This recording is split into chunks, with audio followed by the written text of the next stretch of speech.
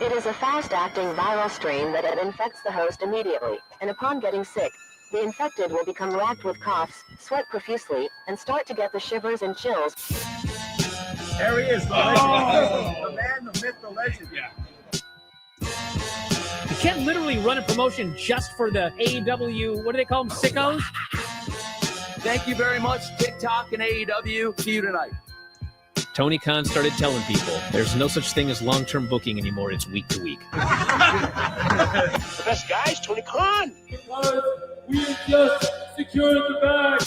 It's not like I tried to be a character. It was just sort of happened naturally. But it was never something I intended. It was just something that happened because the wrestlers asked me to do things in matches, and I do them.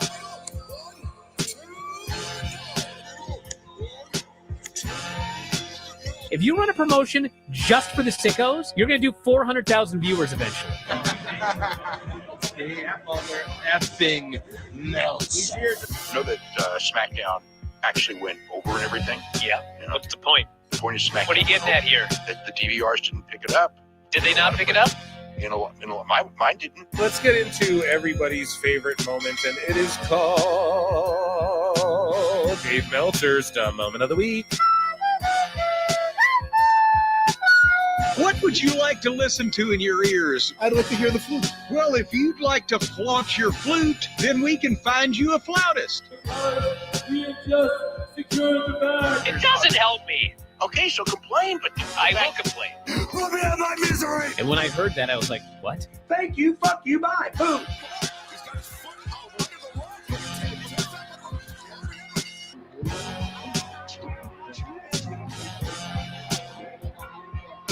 You got to run a promotion for everybody. The sickos can be the ones that buy tickets first and spend the most money on the merchandise. Because we have just secured the bag. But, like, you got to promote for everybody. Then you'll have a lot of viewers. I think we proved a lot of so-called experts. We made them look like idiots. We're not going anywhere. Tony Khan's not going anywhere. You'll also be there on TNT. You'll be in 2 places at once. It'll be like my favorite movie.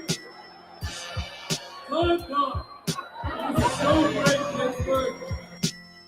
It's not like I tried to be a character. It sort of happened naturally. the best guys, Tony Khan. To keep themselves safe. It's time for Jim Cornette's Strike Through, sponsored by Stephen P. Send an email to our crew, buy a cameo or two. It's Jim Cornette's Strike Through. Well, folks, it's been a night to remember, but right now we are out of time. I'm Nick Diamond. I'm Stone Cold Steve Austin. And I'm Johnny Gomez. On behalf of all of us here at Celebrity Deathmatch, good fight, good night. もっと暖かくなるエアコンに変えてください。細長だから快適ゾーン4倍。 What's your next desire? すぐ暖かくなるエアコンがいい。細長だからファジー速暖。静かでパワフル。日立の Big Flow. 暮らし刺激人。日立。 SDL. 2 bad bitches, 1 hot track. Speed 3 CCA, bitch.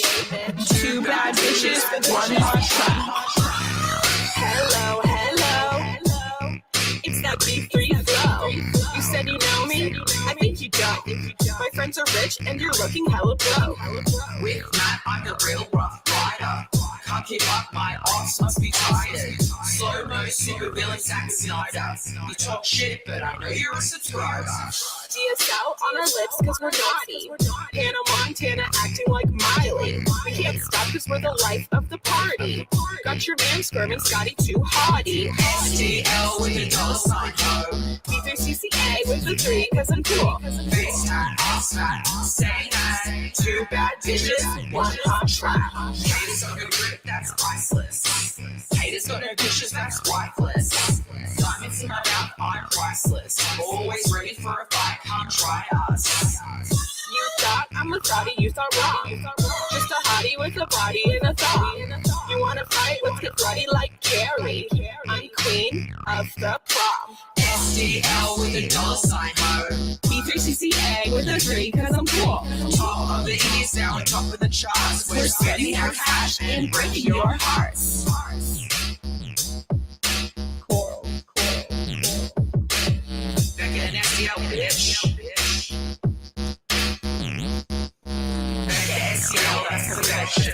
Me and Steph are the dream that's inception. Face high, fast, ass, big money, stay nice. 2 bad bitches, 1 hot track.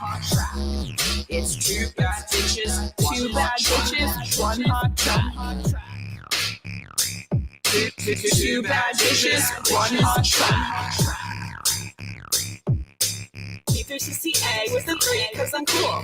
Top of the indies now, top of the charts. We're spending our cash and breaking your heart.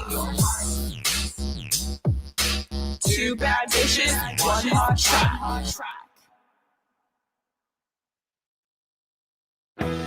We don't want to make false accusations here on the program, Brian. We do not want to accuse people of behavior either. Ooh, what's happening, folks? Welcome to another edition of Can you guys hear me? Hopefully you guys can hear me. Yeah, my mic was nice and unmuted that whole time. So welcome to another edition of PWT live show. I am your host, Phil Marks. Yeah, how's it going? I am behind a bit. I'm running behind. I'm in fucking pain. So I'm canceling the show. I just came on air to say bye. See you guys. We're canceled tonight. We're not. No. I am in pain. Okay. Better to hear you than Becca. Come on, man. BECCA with a 3 because she's cool, bro. We don't hate. Okay. Welcome. Here, let me give you the proper intro. Let's rewind it. Yep. Ooh, what's happening, guys? Welcome to another eclectic edition of PWT Live Show. I'm your host, Phil Marks. Yeah. You, of course, are the PWT universe, and that's why you guys are here. Yeah. And today is the great PWT Live Show, episode 92. Ladies and gentlemen, the live shows have surpassed the podcast. We're only at like 90 pods. We're at 92 live shows. Amazing. And yeah, I'm so glad to see you all here in the chat. We got a lot of juicy drama to get to with the whole Ibou situation, which I was reached out to about. From people he was shit talking, okay? And I got a message to relay. No, not even that. Just I can provide some insight on this stuff, which nobody else is doing. Everyone's just like trying to get their little oh, Ibou's a dummy. Come in our fucking it's cringe, bro. You know what I mean? It's just not, again, people just, it's not about wrestling. It's about, hey, can we all cancel pig each other until the end? It's just so fucking weird. But I'm going to tell you maybe or maybe not how some wrestlers feel or whatever about the whole situation. And you guys know some have called him out publicly. As you guys see in the title, Britt Baker exposes his lies, because that's what this stuff is. And we're going to get into that. I'm going to explain more in a minute.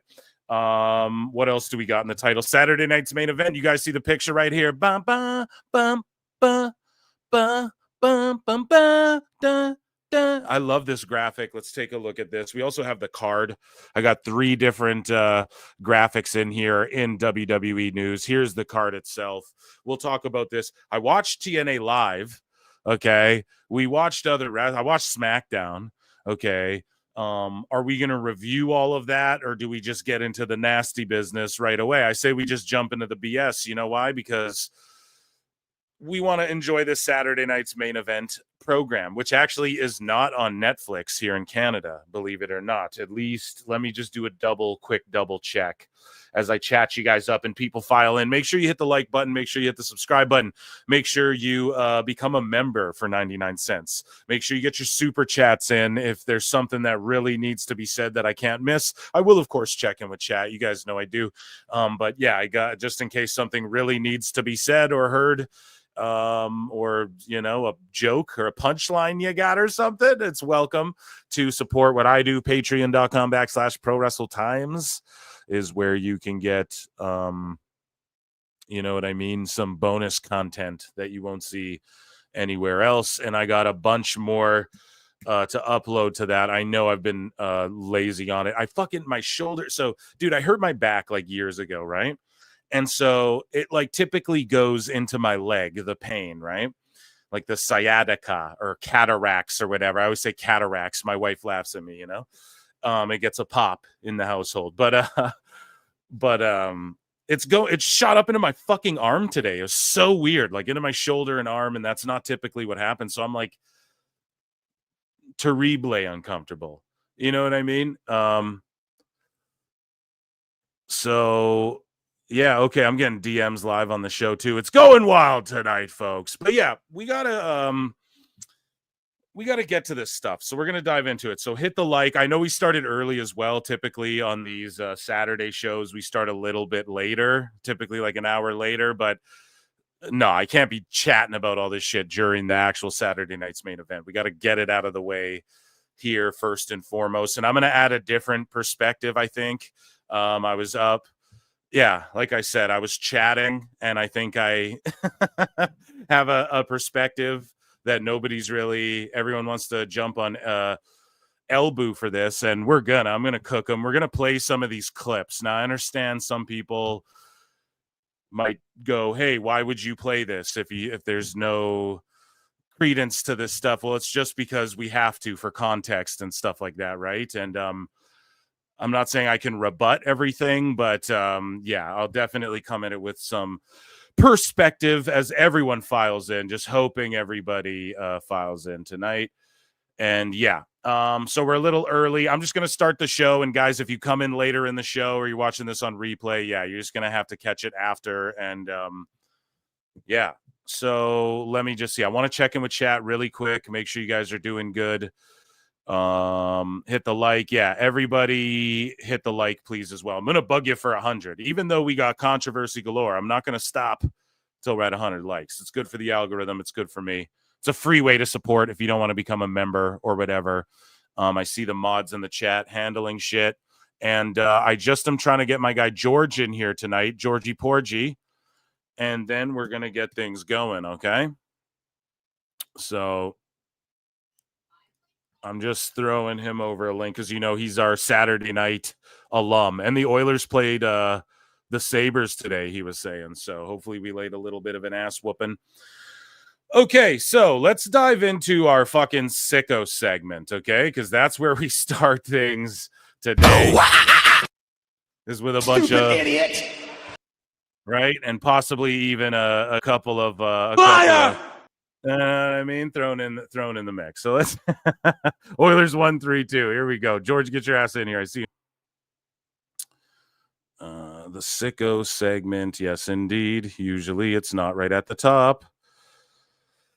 So basically what had happened was these things leaked where, you know, Ibou's basically talking shit about people in AEW and like basically some people are saying it's rumors and innuendo. Some people, you know, he's telling it like it's all factual. Some people are, you know, saying it's all lies, which we're going to get to. So this guy, Jack Picante, says some idiots are paying way more than $5 a month. And so there's these people, I guess, who are charging. So it's not just Ibou, it's like him and his bros. We've covered a couple of them. I think with the one is like, oh, Roman Reigns is like has Hitler aura and stuff like that, right? Or the one guy's like listing all of his favorite Corno scenes, and we're laughing at these folks, right? And so what happens is this guy says some idiots are paying way more than $5 a month. Yeah, so I don't know. These are self-made man, match picker, join the mob, and I guess you pay $5-10, you get into the Discord, and you get to, I guess, listen to these stories, bonus content, bonus podcast, whatever. So sort of like a Patreon, but I mean, more slutty, I'd say. I don't know. Shout out YouTube. We're not even deep into the show, and we're just cussing up a storm here. But either way, we're going to sort of circle back to that because this one comes up a couple times. You know, this Gangsta Bob fellow says either Ibou is lying and making up stories so people pay him $5, or AEW wrestlers are calling a zesty man who never wrestled in his damn life for advice to get closer to Tony Khan. And my whole thing is this. I think he's bullshitting. I have called out like the guy who goes, I could just pick up the phone and call Tony Khan for a job. I'm pretty sure he's bullshitting. And from my understanding, the context I've been provided personally, yeah, I would say he's bullshitting. Basically, the underlying thing that I'm made to understand is he's a fucking liar and nobody likes this guy and he doesn't have access like that. You know what I mean? I could text Tony for a job. Could you? Why don't you do that then? You know, instead you work for SAP, which, I mean, that's everybody's prerogative. Either way, though. You know, so yeah, we remember all of this where Tony blazes by him with the handshake. So here's some of the clips of the things he was saying. Let's play some of these, react to some of this stuff. And I don't know, chat, you can tell me how you feel as we go. I'll pause it, EFAP it, do my thing, give my thoughts. And yeah, the way, so basically how it was explained to me is this is more akin to like drunken buddies telling fucking stories to try and sound cool that are either complete lies or greatly exaggerated, or, you know, I was told specifically, like, no, I worked in the office as a talent, as everything there. This is all bullshit. Okay. I'm shooting from the hip here. So let's listen to what they got to say about a bunch of people, a whole gang of people. Britt Baker called him out publicly. So we'll go over that in a minute too. But yeah, let's see what Ibou and his gaggle of cronies have to say here about AEW. The course of the last year, there's been a ton of people turning down jobs. There's been a ton of people turning down working with other people. Don't aggregate. John Moxley finally agreed to do a program with MJF after months of negging, I guess is the best way to say it. But yeah, man, there's so many talents that call me on a weekly basis. And basically, they either called a vent or they ask me, like, what can I even pitch to get myself out of the situation? But I don't know what I'm doing anymore. And it's not even like you could probably guess, but like it's more than just like even obvious people. Like it. So more than just obvious people are hitting up Ibou to pitch, to get things pitched to Tony, or to pitch him things to then pitch. George is here, ladies and gentlemen. I just want to say though, right off the rip, You what? What the fuck? And yeah, round of applause for Georgie Porgy, who is currently joining us here, the top mod of the top. Hello. But yeah, so moving along here, George, we're ripping through all this sicko nonsense. Strap in for the ride. I hope you enjoy this. And Ibou, apparently wrestlers who you wouldn't think. So I don't think any would. So who does he mean? Serpentico's asking him for advice? Like, who's he talking about? And Helico's like, hey man, how do I get closer to the boss? And just the way Ibou refers to TK as like boss man, we'll see it in some of his tweets. It makes you wonder, is he hired by this dude or anything like that? Well, no. Okay, I'm here to tell you guys no. I've been told directly, fucking no. Not at all. It's a lot of talent, bro. People who are on the undercard, people who aren't pushed, to people who are very pushed and very successful. Just fucking calling me and being like, bro, like, I don't even know what to do. While I'm at my job, like, it's really, really sad, to be honest with you. It's really sad. I could say more. You know how fucking stupid you have to be to even think something like that, let alone say it publicly and act like you're fucking serious. Yeah, for real, dude. That's hilarious. Okay, so that's like Meltzer-esque level dumb shit, right? So we click on the next. It was the. Do you remember the collision? Cut one of it was the. Do you remember the collision where the Brochachos faced FTR? Do you guys remember that collision? Yeah. Brochachos FTR. Yeah. Right before Max walks out, CM Punk runs in Gorilla, grabs Max by the arm, looks him in the eye and says, "You are making a big mistake." And Max yanks his arm and is like, let go of me. and walks out. Okay. So what is he saying? I don't even believe this. Yo, chat, do you even believe this? Who would even tell him this? Who would tell him this? And then remember, he was talking shit because we awful brought the one clip. And by the way, I want to say too, I don't give a fuck. Like the people who leak this shit, I know that personal lives have been affected and stuff. And that is very unfortunate if someone's going to just stooge shit or greatly exaggerate or embellish or lie by omission, or there's numerous different ways to lie. You know what I mean? And or they're just blatantly lying. That's definitely unfortunate, but like he did this to himself. You know what I mean? And that's like him getting clowned for this that's reaping what he sows. I saw people were like, he got doxxed. Okay, that's not fucking cool, right? Not cool in any way. And there's just a weird subculture of the IWC that just that's like what they're focused on and shit. It's fucking weird. We know who created that culture in the IWC, okay? Right? And it's very unfortunate that so I don't condone any of that. I just make fun of dummies, and that's what I do. I just make fun of shit. But yeah, I don't know, man. We also got to think about how this affects people, like just saying this shit.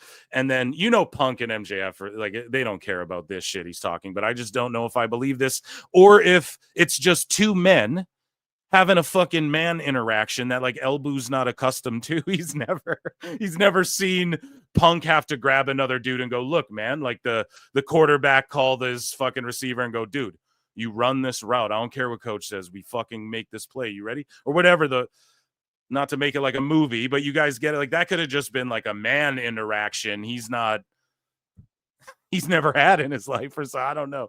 That's more how I feel. Just because of the other shit he says openly and publicly. I can book NXT better than HBK. It just seems like a dude talking out of his ass. That's my opinion. But here, let's see if there's any weight to anything this featherweight saying here. Which is very funny. Nevertheless, a few weeks later, Max had to go. It was like an upcoming collision. Jose, the assistant in the chat, shout him out, and he gets brought up in this bullshit as well. And yeah, we're gonna laugh at that as well, Jose. We got you. Don't worry, we're getting to that part. And shout you out for checking in with the show. Everyone, go follow Jose on X, by the way. Yeah, so moving along here, he did say Britt. We're gonna get into that, and I can here's the thing, because we've been chronicling the Britt stuff for a while, and we kind of were like, I think that stuff's kind of bullshit, man. We said that a while back because that's rumors that's been floating around forever, but either way, we'll get to it when we get there. Where Punk basically tells Max, don't come to TV. Max said, why? He said, if you come to TV, I'm going to kill you. MJF gets really, really angry. And he drives miles upon miles upon miles upon miles. Oh my God, we get for hours on end. Worst storyteller from Long Island to Newark, New Jersey. That's not Punk. I mean, that's not that long, bro. It was far in Long Island. He gets to TV. Yo, he goes, that's not that far. It was pretty far. This guy's lying through his teeth right now. Goes backstage in the middle of a Punk creative meeting in Collision. And Max goes ballistic and says, you want to fucking kill me? You want to fucking kill me? You want to fucking touch me? Fuck you! And he's just throwing shit. And then Punk was like, fuck you, motherfucker! And they just start fighting. They just start fucking fighting. And yeah. Who like his boys aren't even popping for this, man. Because they know it's bullshit. Like, who's even buying this? Who told him that this happened? Jose, you're in the chat. Who told him? Who the fuck told him this happened, man? I don't even believe this. I'm so sorry, guys. I know people want to believe this shit too. And like, to me, it's just about, look how these dudes are clowning on AEW and they're like the AEW virtue signalers in the public. And then they just laugh at Tony Khan, stooge. Let's say this is real. Why are you stooging everyone who apparently trusted you that you can just text for jobs? It's just low, man. Max on the way home is sending like an unhealthy amount of paragraphs via text to CM Punk. Just an unhealthy amount. Voice messages, text. Yeah, nigga, I'll beat your ass. Let me drop you off. It's a lot of like, how could you act I like stand eye up, my boy. It's a lot of I hate you. I hate you so much. Da, da, da, da, da, da. It's just a lot. It's just a Jesus. It is a lot. This is a lot, guys. God, we got a lot to get to. So I don't know. I think we whip his cock. Let's see. Whip his cock. But basically, Max had some residual, whatever you want to call it. Were they just talking about his dick? Did you say cock meat? Sorry, YouTube. This one, I know. This yellow flags in the chat. Okay. And when Punk came back, his energy was like, yeah, Phil's my brother. I want to work with him. Let's be pros type shit, right? But the macho part of Max is like, I'm gonna show this nigga he walking back into my house now, nigga. So I'll say this: there was some collision TVs where Max was at, where Max wanted to kind of whip his cock out a little bit, let him know who's running AEW right now. And Max, let it not be mistaken, Max is running AEW in 2023 for better and for worse. If MJF heard this chat, do you know what the fuck he would say right now? You fucking mark! But seriously though, what are these guys talking about, man? And he pretty much told Punk, yo, I'll work with you after I'm done with my shit with Cole. And Punk was just like, you let me know now, bro. Like, am I going to cut this promo on you at TV? And Max told him at the very last second, when you pull that belt out and show that belt, don't fucking mention me. And he was just like, are you fucking serious, dude? And he was like, yeah, don't mention me. We're going to do this thing later. And Punk was like, can we do this in Chicago? And he was like, no. And he told Punk, me versus you at World's End after I'm done with Cole. And Punk was like, you're going to throw our shit away for fucking Adam Cole. And then Max was like, and Max told him to his face, my thing with Adam Cole is more over than everything you're doing. So, okay, guys, and I hate to be this dude, but like MJF pops up in Ibou's spaces or like his live whatever the fuck's like. So you guys is basically what he's just stooging here is Max told him all this stuff. Is that essentially what this is Max's like tough, or is this made up because Max is his friend? You don't know with slimy weirdos like this. Now, also, I'm sure in the wrestling business, conversations like this go down all the time. Now, this isn't even the most spicy stuff. This is like RF video, swapping stories, shoots, interview style, Sean Oliver. There's like real things that get said about people cheating and other things like this that come up. So this is just like the whipped cream. I don't know. This is just the ice cream of the sundae, right? There's like cherries and nuts and chocolate sauce all over the place we're about to get to. And yeah, I guess it takes a little dark turn a bit. But so far, I would just say that, okay, let's say that Punk MJF stuff was kind of true. I'm sure those types of conversations happen all the time in pro wrestling. Especially when you're dealing with someone like Punk, who's like a legit star and a draw, and MJF, who's, one of the pillars, if you will, but just one of the main AEW guys, I could totally see them having to hash that out, but maybe not so aggro. And if it is true, and like your friend is telling you this, let's say MJF's your friend, he comes in your space, and this is true. Well, like, why would you tell people this? Why would you stooge that out? Oh, they paid me $5 to hear this story. That makes it worse. That makes it even worse, in my opinion. He basically made like a psychotic chuckle, like, what? I mean, and I don't know. Very low stuff, man. I've been on the forefront of calling Ibou out forever. I coined the name Ibou because I've been saying he constantly takes L's. I sniffed this guy out so long ago with this stuff. So basically, we got more, though. Oh, my goodness. Do we have more here? Let me just see. Where's the Brit stuff? I mean, I know stuff got deleted too. We don't need to play everything here in the world, but let me see if this is a new clip. Of course, And I should make this clear too. I was sent a file of like this whole thing. I don't know, it's like 3 hours long or whatever. I was sent a file with like all of this stuff. Like I could have leaked this out. You just don't do that. I don't know. I think it's fucked up, man. But I also think it's so like I don't know. There's more to this. Like if I siphon through every minute, every second of every hour, I'm sure I could dig up more stuff. I'm not gonna do that, right? But that's what I mean. This whole thing was floating around before someone got their hands on it and just started firing off clips of it as well.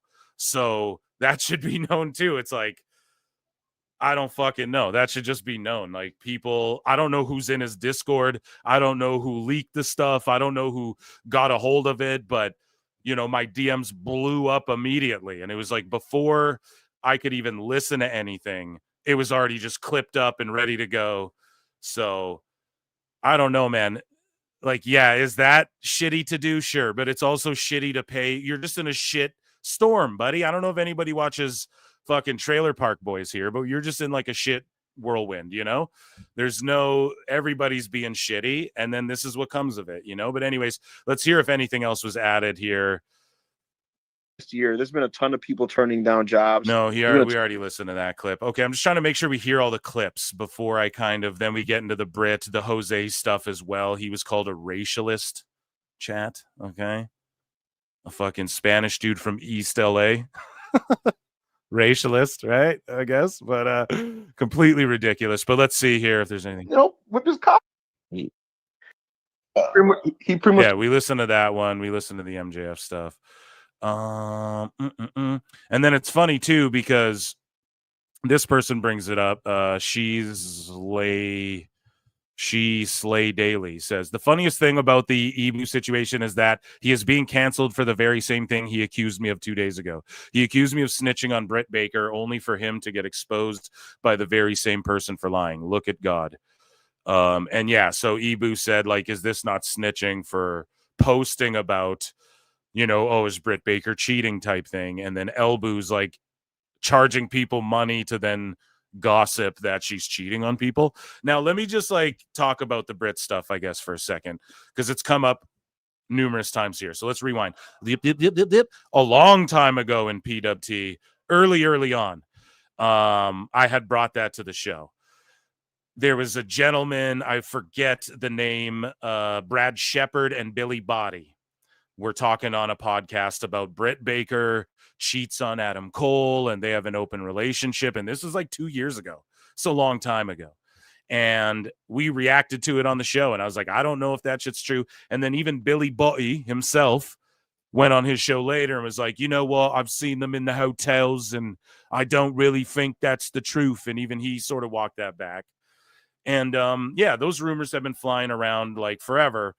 But as time goes on, it seems like they've been like less substantiated. You know what I mean? And so Britt's not, and also as we've talked about before, like the Jada J thing went down. And I was like, listen, man, you don't know if people are cool like that in their relationships, right? It's 2025, man. I've said it before. There's all type of people. There's all type of relationships. You don't know if people are like, okay with, you don't know. It's none of your business. So she hasn't like denied that aspect and why, like why lend any validity to it. But for Ibou to, again, like publicly, he postures and acts like, oh, wouldn't this be snitching? And then he's just, I'll snitch behind a paywall, though. Give me $5 and I'll say the same thing that I'm going to call out here. It's just ridiculous. And yeah, I mean, he's a goddamn fool. Let's move along. Let's see if there's more clips. I think he's like trashing Moxley in one of them. He's like, he's not a draw or something. Losing Mox hurt AEW's business. Oh my God, the phantom bookmarks, the phantom of the bookmarks. So basically it was like, is losing Moxley hurting AEW's business? Dude, the black helicopters, they're snapping me, chat. Oh my God. They're warring over the info right now. And basically, yeah, legit though, it just phantom removed that. So there you go. But basically he just buried Mox for not being a draw. you know, which we covered it. They just went to his hometown. There was like 1,000 tickets sold.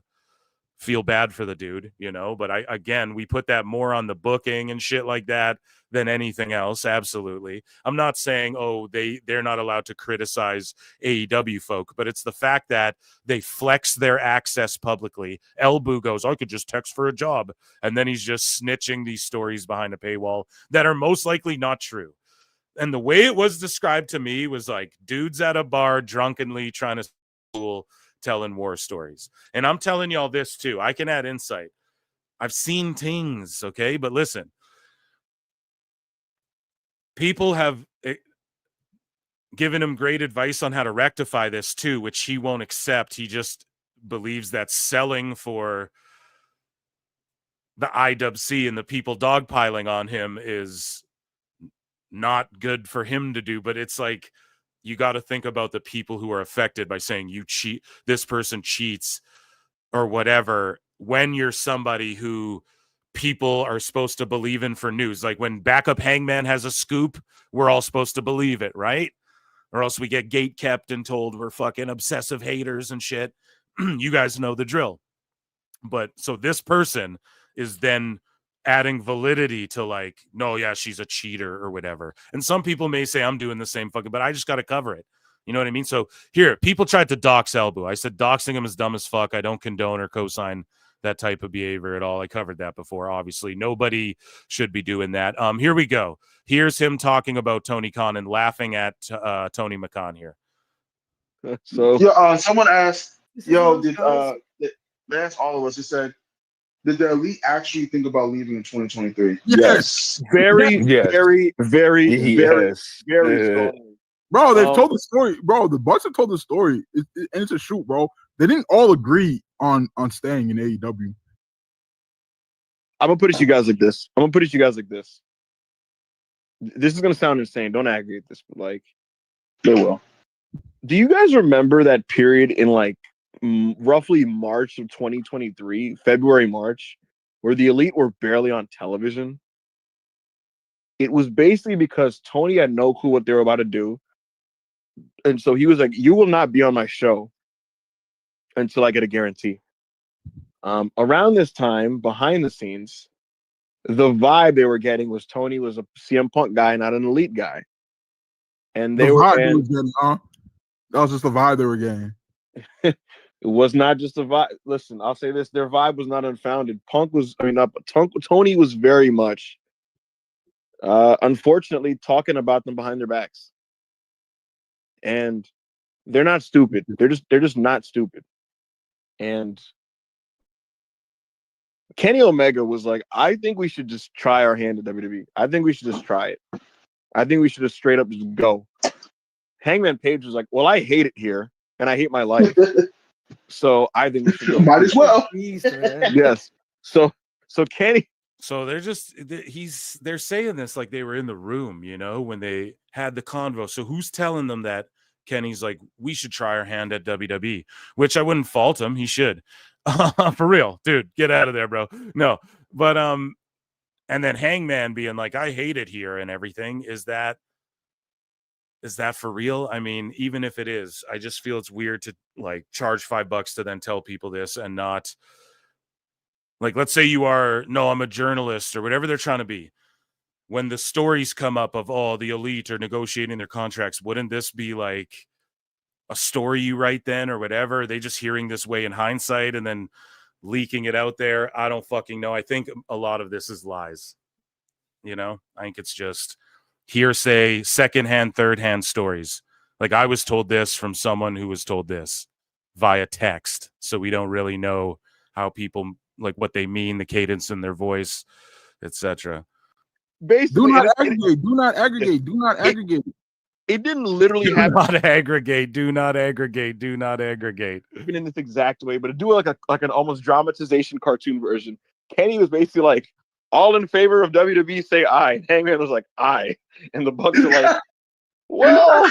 The Bucks were split themselves, by the way. I don't know which one was on which side, though. Yeah, but basically what happened was, ultimately, the Bucks were like, give us a second on this. And eventually they basically just, they did some due diligence, and they realized that like if we leave AEW, like 40 people are going to lose their jobs on screen and back behind the scenes. There are a lot of people in AEW that are only there because the Bucks got them in there. A lot of people.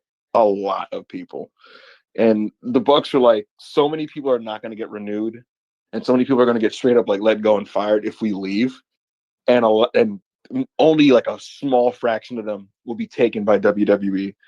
And so they're just kind of like, I don't know, man. I feel guilty about that. Couple that with Barry Bloom securing them a really, really great offer, and they were like, I don't know. I want to make something also very, I'll give you NBA level money. I want to make something very clear, guys. When they were suspended from AEW, this is during the suspension, the Bucks hit up Kevin Owens. Yeah. And they basically were like, yo, what's going on over there, bro? What's going on? And Kevin Owens is like, yo, it's kind of beast right now. Yo, the water's warm. He was like, warm. So Kevin Owens is telling them stories too now. Good old Steen, huh? Hopping on the phone here with Ibou and Ow or whoever else is in here. I'll talk to Kevin was like, Kevin looked around like, yo, this is booking eye. I can't lie, it's booking eye. He's like, this is booking eye right now. He's like, I got Mania, nigga. He's like, I'm a Mania. Yeah, he's like, I'm about to be in a Mania. I'm about to do some. He's like, I'm about to like rep PWG on the big stage and shit. And the Bucks are like, yo, for real? And he was like, yo, it's pretty beast. You let me know that shit. Very super quiet, ultra mega deep cut. Paul Heyman was offered to book SmackDown in late 2022. And Paul Heyman said, the only way I take on that. How the fuck do they know all this if they do? You know, I just wonder who's calling these people on the phone and telling them this shit, or who's texting them. And if they are, I hope you see now what I've been saying the whole time, right? You don't trust people like this. It's bananas, okay? I can, like, holy shit, especially if you're working, because here's the thing, right? Reporting what's really happening in pro wrestling is like pretty inconsequential. You know what I mean? Like reporting what's really going on. And again, you guys know, like, wrestling is real, damn it. It's back. You guys know how I feel about it. But, you know, MMA, like, or reporting something that, I don't even want to label it to just sports, like something that actually affects people's lives. That, yes, absolutely leak that shit out there if it needs to be, blah, blah, blah, right?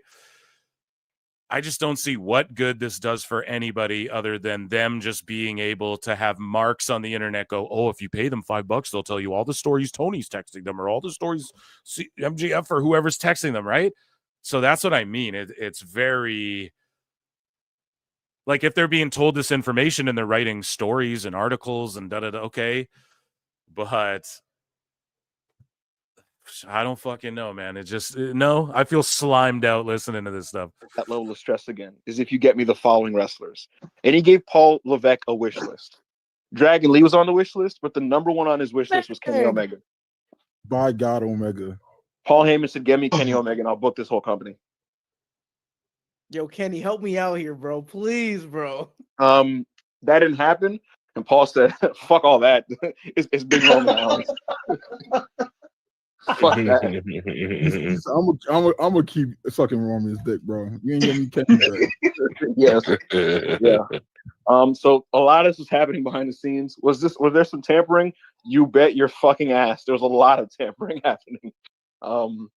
Now just accusing people of contract tampering. There's a lot of Nick Khan phone calls. and here's the thing. So, and then how does the elite respect Tony then? They're just fucking, oh, the contract tampering. Tony Khan's always talking about they're phoning. Nick Khan's getting calls from Kenny Omega and shit. Like, come on, man. If this is true, this all could just be made up. I mean, you can't trust anything these weasels got to say. Tony suspected this, and that also added to his elite haterism. There's a lot of Tony Khan talking to Phil like, look at these motherfuckers schmoozing with Triple H, betraying me. You would never betray me, Phil. And there's a lot of like, nah, this has got to be made up, bro. Because he fucking sided with the Bucks and them in the whole situation, dude.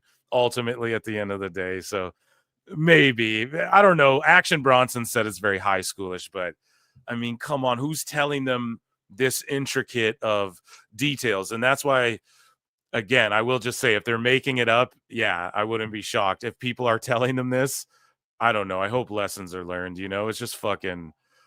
Be careful who you tell shit to, man. Jesus. There's a lot of and they're just laughing at it like, what's so funny about this shit? The betrayal of trust? What is it? Right? The backstabbery? What are you laughing at, bro? But a lot of that. Nevertheless, the Bucks ended up deciding, like, look, we don't really like Tony anymore as a human being, and we're not friends with him. But we're about to get a great deal. We do still like this place. We're not going to stress ourselves out about AEW on a day-to-day basis the way we did before. We're not going to lose sleep when we do a bad rating. We're not going to lose sleep if the fans don't like a certain show. But we do still care in the sense that we're going to come to work, we're going to get paid, and we're going to do our best. So, and we just don't like this guy or his family, so we're going to do an angle where we pile drive him and name the move after him, and then his dad's going to come out because we just fucking don't even like this guy. So on behalf of all the fucking talent that are under our wing, who need to be here because of us, we're going to just stick around. We're going to get this great extension. We're going to get paid great, and I think we should stay. And Kenny's stance was, he wanted to go to WWE, but it wasn't so strong that he was like willing to fight over this. Kenny wanted to stick together.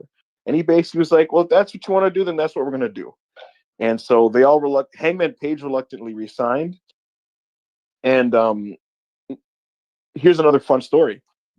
When the Hangman Page Swerve feud was pitched, right? Hangman Page's stance was, brother, I'll do any pitch as long as it's not working with Phil. I don't care anymore. I don't really even like wrestling anymore. I just don't care. And then the Swerve pitch was made and they put it all together. And it was communicated to Hangman, like, dude, you're great at this shit, man. Like, you're fucking amazing. Like, you need to realize that and remember that. Like, you are. So it's like he knows what Kenny had to say about Hangman and what Hangman said, and then they told him this.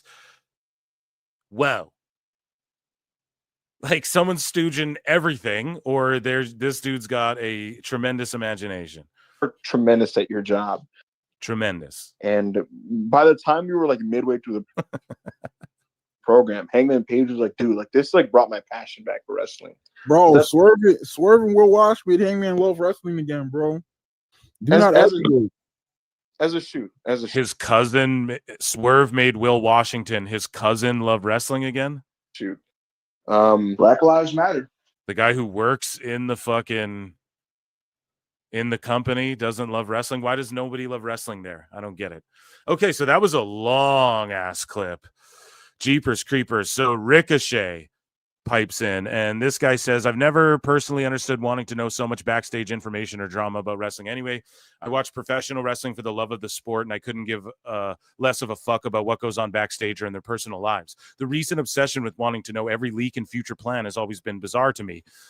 Because growing up, surprise debuts and shock returns were one of the best parts of wrestling for me. So I never understood wanting to know everything before it happens. Yeah, like I fucking tweeted at Fightful the other day because they reported they're like, AEW has no plans of putting a title on Jeff Jarrett. And I'm like, man, that's like one of two stories they got that are actually like something is there. You know, there's actually two guys. I get it. People don't want to hear the same old Owen lines and everything, but you got at least a story they're trying to tell with two guys that we know have proven can tell stories in Jeff Jarrett and MJF. And I'm not saying, oh, Jeff Jarrett might get the world title, but like, why would you just come out and say they have no plans to do that and just ruin the whole story? But then in the same note, get mad and say, this affects people's lives when you talk about other shit. That's the gatekeepy aspect I hate, you know? Debuts and shock returns, etc. And then Ricochet responds and he goes, those kinds of people are called marks. They're a virus, literally the lowest form of human. It's like the sicko song I play, right? At the start of the show. It's pretty much that, right? Nuclear wasteland. So yeah, Ricochet had that to say. Let's see some of the Britt Baker stuff here, because she did respond. So correct, she responded to this here. Let's see this. This person says, Britt never apologized to Ibou despite the claims. And then Britt says, correct. And then, yeah, what the fuck is this? We'll watch that after. So AI is getting way too out of hand, dude.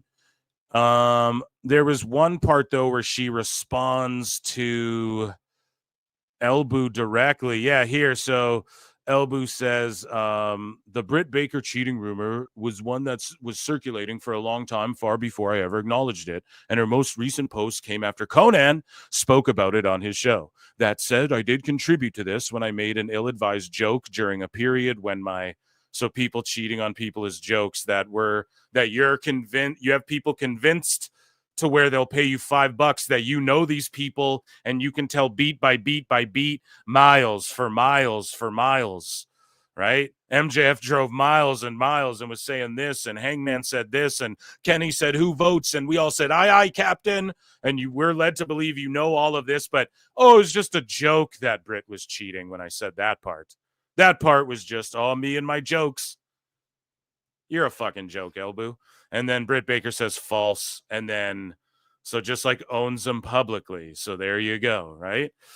I believe he responds to that as well. He's like, I misconstrued this as a fucking, like right here. Look at this. So I go, common Ibou. This guy really stinks and is a clown. There's a reason he became one of my fools very early on. I knew he was going to start feeling himself too much this year. And then backup Hangman. The Britt Baker cheating rumor was one that was circulating for a long time, far before I ever acknowledged it. And her most recent post came after Conan spoke about, this is the continuation. I just had a very positive conversation with Britt, who reached out essentially apologizing. So this is classic like narcissism shit. Deflect, and then you owe me an apology. I'm actually the victim, in all of this. I'm telling you, man, I'm not a doctor, but it's some sociopathy type shit. No, she messaged me, actually. She apologized to me, bro. Fuck you. No, she didn't. And then she even responded, false, Among numerous things, I made it very clear to her that none of my contributions to this were formal reports, and still apologized for feeding into it. And yeah, I will say this, like, privately, dudes making the rounds apologizing, I'm sure, right? But it's like, I'm pretty sure people have told him how to remedy this, which he won't do. He wants to do it in his Discord or his YouTube, where you can just private it after, or, or put it behind that $5 fucking thing instead of just, he could write all this. Instead of this, he could just be like, everyone I heard, I'm sorry, I fucked up so bad. Like, revoke my access. I don't deserve it. And then that's the other thing too, because I said that, well, it's access. And then the response I got, from someone very legit, was like, what access? No one likes this guy, So it's like, all right. So, yeah. Anyways, that's him trying to flip-flop around, cop out. SNME's almost on. We're almost done this too. I know this is just ugly, goofy silliness, but let's see what's said here. We have a bunch. Respectfully, mate, how has a Discord that talks about wrestling gossip changed people's lives and helped them on day-to-day basis? And Ibou says, feel free to ask people in it. It's been a great community. We've shared great wrestling from all around the world and different time periods, forged friendships, and had great conversation in here. That was the express purpose of the community. And then this guy says, forged friendships, at best some chance perfunctory acquaintanceships. Acquaintanceships, okay? This isn't a shonen anime, Ibou. People with the speaker role haven't had the chance to talk to you a single time. Not once. That's not my idea of forging friendships. And Ibou says, this isn't true. I've had numerous voice chats with speakers and a couple wrestling watch sessions with speakers. So, like, they're charging people to talk with him and to speak with these guys and get these little girly tales, right? And he's not even delivering on the shit they're paying him for. He's just in there gossiping with these fools and stooging his friends, allegedly. So this guy goes, that is a blatant lie. I'm a $20 tier member, and not once have you had anyone on except that one fellow who read the questions during a Scoops thread. Unless this took place in the first couple of days before the Patreon got shut down, this simply isn't true.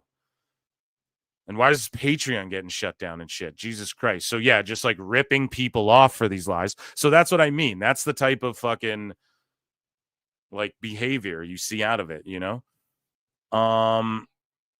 This person, it persists. Alfred Konua laughs at, you know, Elbu got community noted over the Dr. Britt Baker stuff. Dr. Britt Baker never apologized to this user. It is completely fabricated. She states it herself here. So boom. Shout out at This Is Nasty.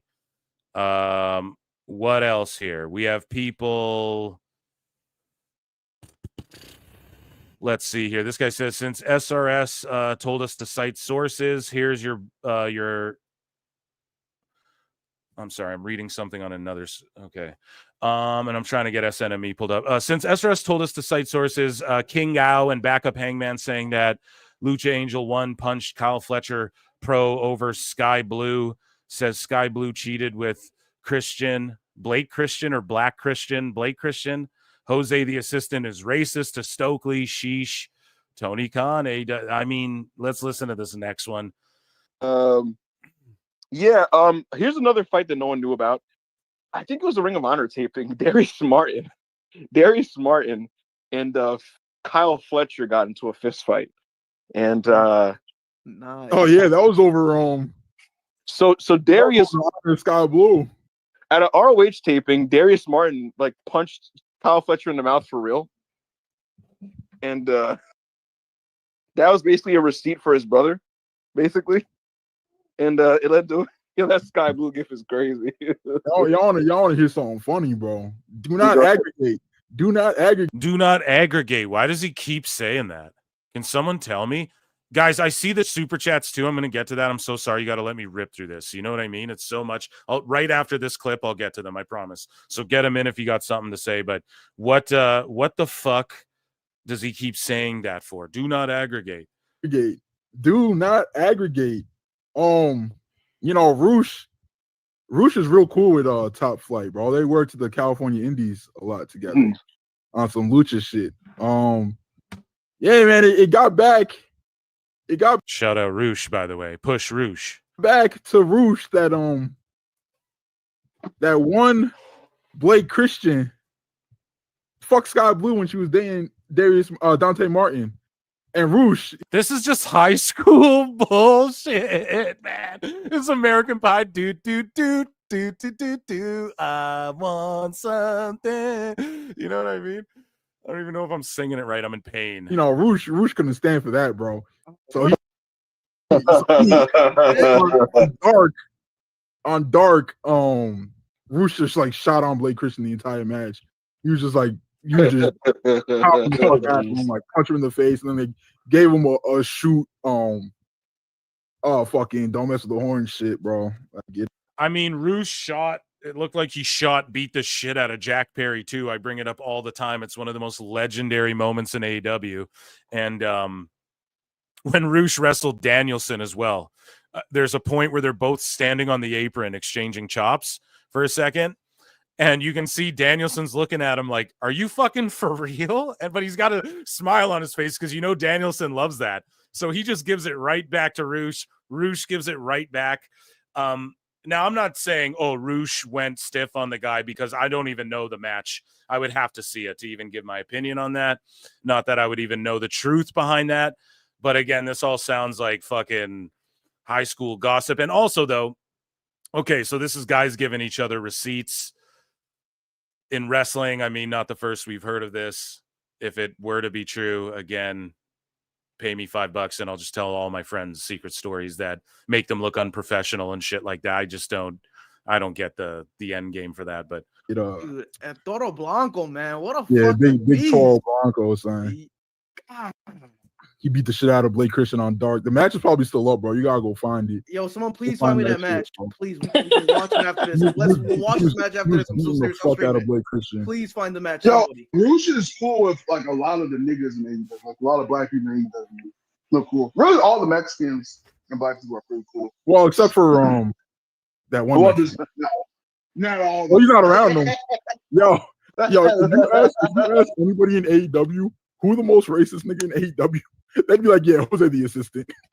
Yo, what? If you ask anybody in AEW, just like insane implications, bro. So the people who text you are telling you this, or everybody, or is it nobody? You know? Yeah. Backstage.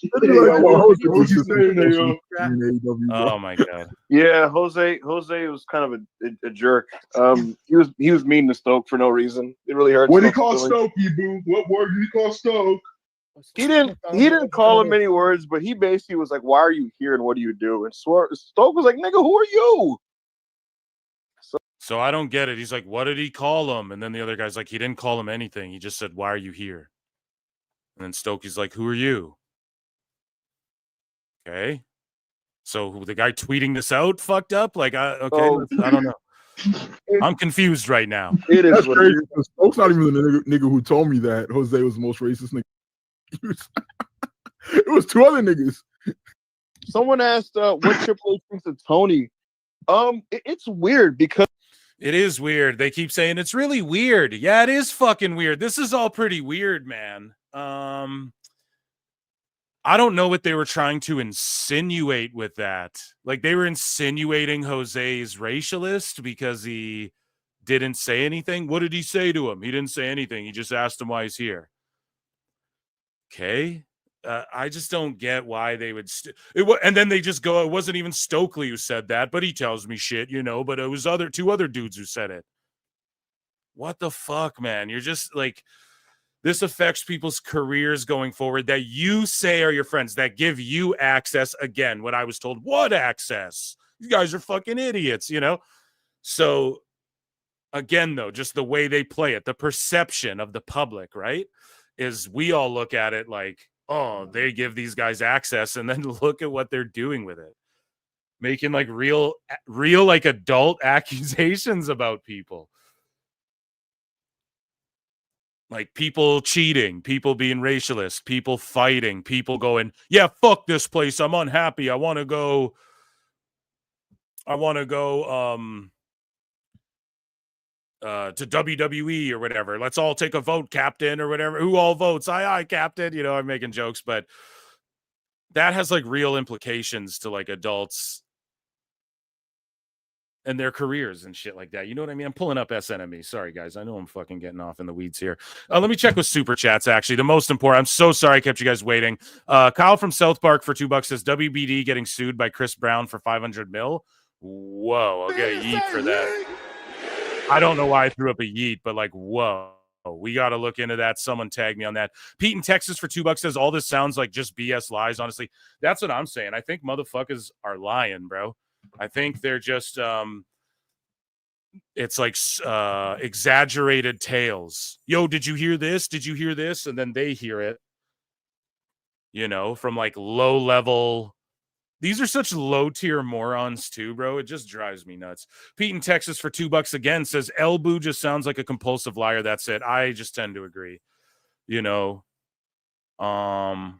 if all these people are talking shit about people, like, what the fuck, man? People could lawyer up and shit, dude. This is for real. Like, you're saying crazy stuff.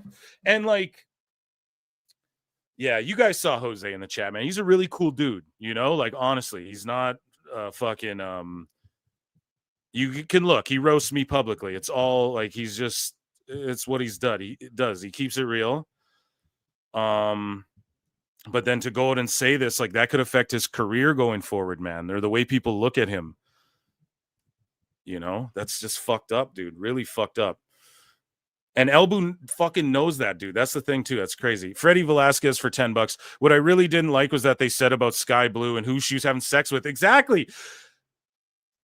Hey, man. Exactly. Yeah, that's the thing, too. How about, like, okay, Britt's... Because way back, it wasn't ever Britt's cheating on Adam Cole. The rumor started their open relationship. So then it's like, well, then who fucking cares? And then even if she is, okay, if they make it a TV angle, like the way they did Edge Lita Matt, okay, I get it then, right? If Britt goes online and starts responding to it all or saying, or maybe copping to something or anything, okay, then they're making it people's business, but then to just like float that out and be like, well, she actually apologized to me, and then she just corrects him publicly just because he just wants to save face. That's all it is. And it's gross, man. Not saying we're not allowed to speculate and on things, right? And I'm gonna bring, some people might go, Phil, you're doing the same, you're bringing it up, you're talking about it, you're platforming it. You're right, and you're absolutely, you'd be right, but I also wanted to give the perspective of like, people reached out to me when this went down to be like, good on you for roasting this guy before, like, you were on it, man. This guy's a fucking idiot, and what he's saying is lies. And so I feel, I should at least bring that and put that out there, without, trying to do more damage, right? I have the whole recording of this too. Someone had it, someone was sending it around. I got sent like a whole thing of this. I'm sure more clips are going to come out as time comes out too. That's what makes this worse. Like, I don't think this is just going to go away overnight, unless people already fine-tooth combed everything, which, let's be honest, internet sleuths, they probably have. And thank you, by the way, for that fucking really best great guys, Tony Khan. I really appreciate that. Scully Vibes, bullshits as is. Salute PWT. Yeah, here, I'll give you a yeah, as SNME's coming on. And we got a little more. There's a couple more things. You know how WWE gets down. We're going to have some long entrances and commercials, so there's a couple little things we're still going to go through here. And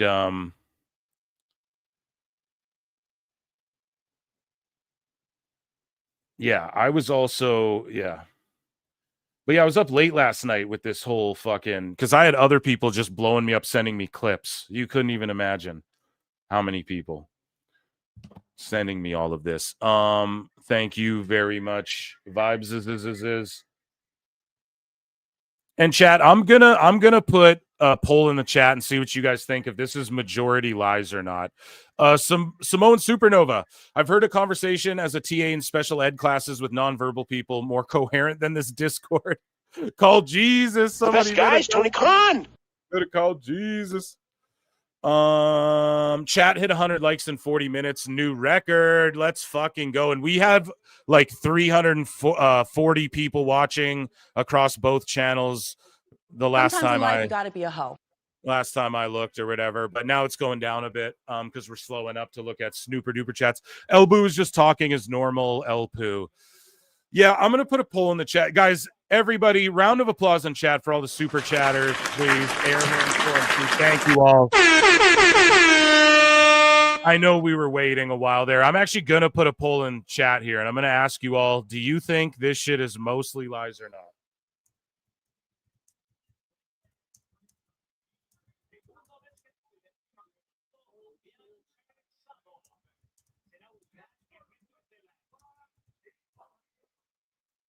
And I started a poll on the Clips channel, guys, okay? So do you think Elboo is mostly lying with these stories?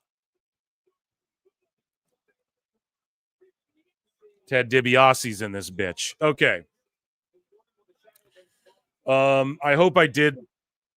Oh, shit. I don't have myself muted on this end. I hope I did justice to that situation. There's more, though. Boom. We went over these ones. We already know that. That's been in here forever. And then we have just people talking about, so like, yeah, Ref MJ's like, and Stephanie Hypes, I shout her out on the show a bunch whenever she comes up on the timeline, but he's like, she's shady. She's okay with dogpiling when it's this person over here, like AIR Gold, but not when it's Hangman or whatever. But just the whole thing is like, when it gets off of wrestling, then it's just fucking stupid. That's where I go, dude, what are we talking about? If you guys want to play the whole let's dox and cancel and all that shit, go to the fucking political griftosphere YouTube or section of Twitter and shit. Like, bro, talking about wrestling over here, you know what I mean? Like, at the end of the day, and these dirt, but what have I been saying about these dirt sheets since day one? Like, what have I been saying forever? Who's been chronicling Elboo before me? I sniffed him out a mile away, dude. Right? And it's just because the way nobody who is getting access to wrestlers and is humble about it is going to say something like, or isn't completely delusional is they're not going to say something like, I could book NXT better than HBK. You know, what show are you watching? Even if it's not your cup of tea, that just absolutely makes no sense whatsoever. Let's see. I may have something else. So Sean Ross Sapp responds here because he had just hired Ibou, you know, and so a lot of people are like, dude, what a fucking pie on your face or whatever, you know? And so Sean says, I don't deal in personal relationship gossip and verify news myself. Sean literally recently said that he just deals with internet gossip and sells dick pills. And he just deals with wrestling gossip. That's what he just said on a fucking Spaces a month ago, dude, in December. I have the fucking quote. He's like, I don't deal in personal relationships and gossip. Really? Because I have the quote right here. And this isn't an indictment of Sean. I don't care. This has nothing to do with him. But just listen to this. It's always copping out with motherfuckers, man. Look at this. Listen to what he says right here. And you can say, are you a professional? No, I'm not a professional. I sell dick pills and pube trimmers on a podcast. No, I'm not I cover wrestling gossip. And you can say, I cover wrestling gossip. I'm not professional. Now he's over here going, I don't deal in personal relationships and gossip, and I verify news myself. I don't get it from a Discord, and I don't even think resembly close to single sourcing. But you're a gossiping podcast dick pill guy. So what the fuck are you talking about? That's the whole thing, too. Come out and say, Ibou fucked up. He should do this and this. I spoke to him behind the scenes, which Sapp did, and told him, dummy the fuck up. And say, I told him, dummy the fuck up. He defends himself. Why deflect yourself? And especially with shit that you don't even actually think either. Because you say this a week ago or a month ago. Are you a professional? No, I'm not a professional. I sell dick pills and pube trimmers on a podcast. The fuck are we talking about, man? So Phil don't miss. Phil does not miss. So here's this guy again saying SRS firing an employee because, yeah, and I mean, whoever gets fired, I'm not calling for heads. I don't want to see Ibou fired. I want Ibou to keep fucking up because I'm going to keep chronicling it here and laughing at it on PWT, right? I ain't going to keep telling you that we won't stop. I ain't going to keep telling you that we won't stop. Head of state, Chris Rock, Bernie Mac. Anyways, Sapp says, yep, I have a bunch of people telling me to fire him and a bunch of people telling me I need to give it the same energy. I will have the discussion and decide. He's not going to fire him. He agreed to speak with me openly about it on the post show. So so the grifters are going to grift more out of this. Why do it for free? No, we can't just have this conversation in private or do it public. And no, they're going to fucking, do it on a platform for the hits. They do anything for clout. They do anything for clout. They do anything for clout. Considering this all played out in public, and actually I give Sean that. This did play out in public, so that is the way to hash it out is publicly. But come on. And then Duke is saying playing the victim while the black man on staff is getting canceled for doing far less than what is emotionally unstable humanoid does daily is hot. Well, they just have beef. Duke and Sean just have beef. That'll just never end. So that's not like something we can fucking, yeah. Oh boy. Oh boy. You've killed all my brain cells. Yeah, and George, sorry, dude. I know you've been laying in the cut. Thirstcast for Lillian. Let's check out Super Chats. Pete in Texas, $2 says, from Kate to Ibou to Sapp, Fightful is a joke. I mean, yeah, dude. I love the SNME microphone that's down there. That's hanging from the roof or whatever. Sorry, guys. We're going to get in the graps. I got WWE news and stuff for you guys, too, tonight.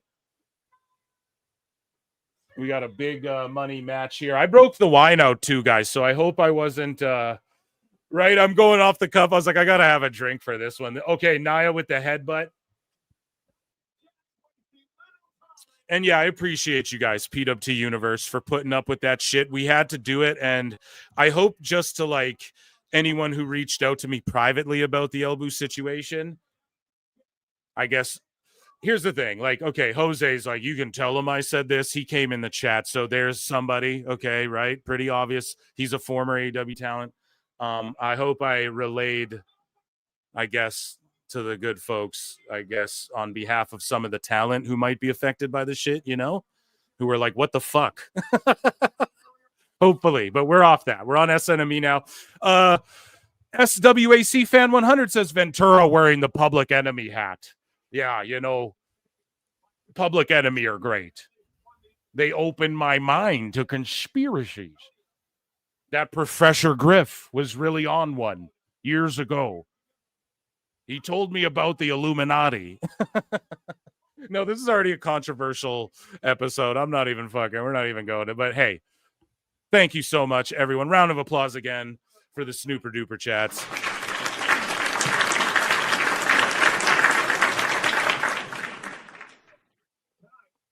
There we go. So we got a card here, too. Let's just pull this shit up.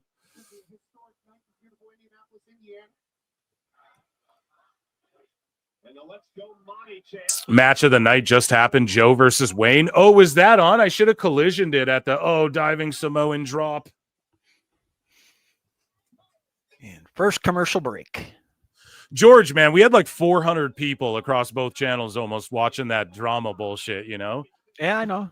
It's gotta be told, man. It's gotta be told. I know. I gotta chronicle it. I have people freaking out. They're like, Pro Wrestle Times. What are you like, the news? You think? I saw that guy from Global, whatever the friggin' Yeah, was. that dude was like, you write for a publication? That I was like, what? Did you even look at my bio, bro? And no, it's Times because it's like the Times, like what's going on right now, you know?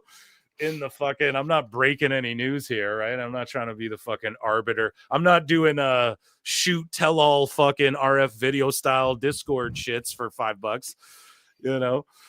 Oh my god, Razgrado, I'm in Canada for the weekend. Nice, dude. Hopefully you're in somewhere warm, hopefully somewhere near the west. All right. Yeah, so we're on a commercial break. It's not on Netflix over here. So let's get into some more news, shall we? Chat, no more sickos. I'm not going to sick you guys out at all for the rest of the night. That was way too much. That's embarrassing, hey? And then when it goes, and I'm sorry to take shots too. If anyone's listening who's a fan of mine who like does one of these spaces where they're talking about, I'm not taking shots at you, man. People got to understand, like, are we doing wrestling or are we doing like cancel culture?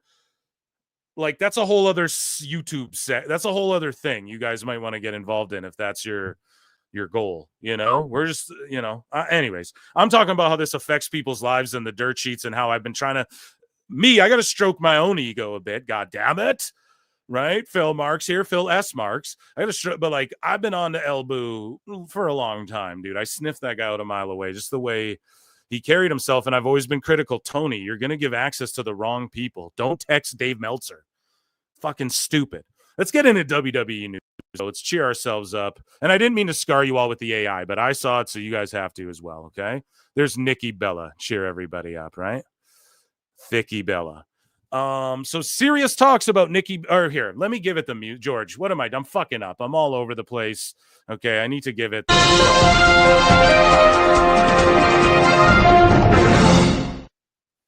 Wow. Alt Jake, Naya's new song, Adrenaline in My Hole. Cody versus No Mander on No Lision. Okay, I see what you're doing there. Okay. Chats over the drama. Good. So serious talks about Nikki Bella returning to action for WWE are underway. Okay, sweet. Hopefully we see it. To further up on that, TMZ is now reporting that Nikki Bella is in fact in talks with WWE for a return. She's said to already be training in case an agreement is reached. So I'm sure they'll come to that, even if it's just she shows up for the Rumble, gets eliminated. What say you, George? She will be back and she will be eliminated. That's right. So Dragon Lee on IG announced he's been on paternity leave and he is now a dad.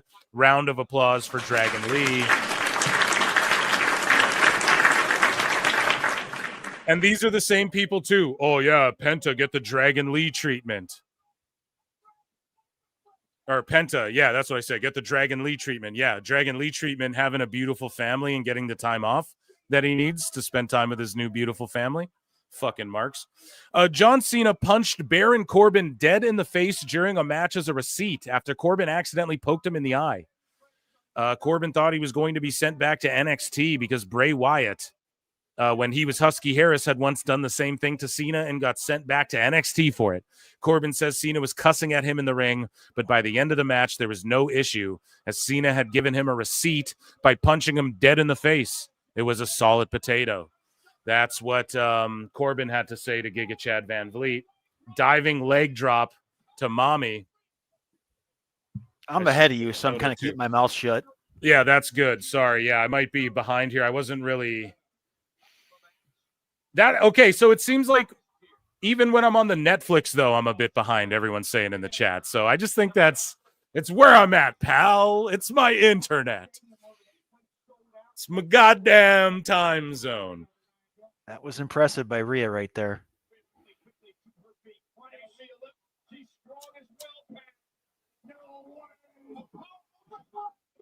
Huge power bomb.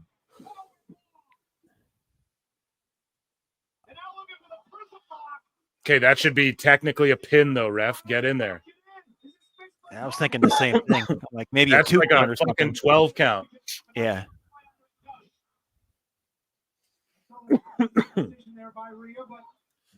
Damn. So how's chat doing? I'm gonna scroll back. Were people getting triggered, George? Were you watching chat? Were people triggered by the stuff? Big Uranagi Samoa Joe style out of the corner. No, everyone was into it. No, there was nobody really going crazy. It was pretty simple. Were people mad at me? No. What was Jose saying? Is he cool? Because that's my guy too. Like, yeah, you guys see him roast me publicly and shit. He's a cool guy. There was nobody in there saying anything bad about you or nothing. Yeah, I don't want him pissed that I'm like covering what fucking idiot Ibou said either about him, like, so it's just like, but I gotta do it. So, but that's what I said too. I tweeted out, like, at least I'm an upfront cunt, like Jim Cornette would say. Like, I'll fucking say what Tony needs to do for real in real time. You motherfuckers are gonna hide and act like his friend and then laugh at him behind his back and shit. Like, it's so corny, dude. Dropping the C word, huh, Phil? Yeah, fuck it. We did today. Right. It's fuck it. We're an hour 23 in. I cuss so much. This one's getting yellow flag. Get your super chats in, please. Become a member. 99 cents. Become a member. I'd appreciate it. Ugh. Here we go. Big Riptide. The biggest. Oh, reverses it into the splash. And sorry, chat, if I'm behind, I'm allowed to be behind. I'm allowed to be ahead. I'll try, and at the next commercial, I'll try and jump ahead again.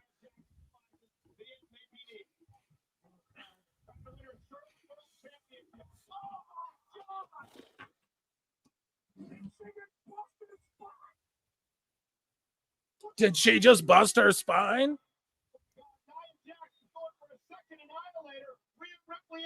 I do like the little throwbacks that they put into the set and stuff in the backgrounds. Takes me back to the old days, Phil. Yeah, no, absolutely. They got the old WWE logo back there without the E, obviously, but Yeah, and I love the fucking the mic that comes down from the roof and all that, the ceiling. The tribute to Howard Finkel. Absolutely.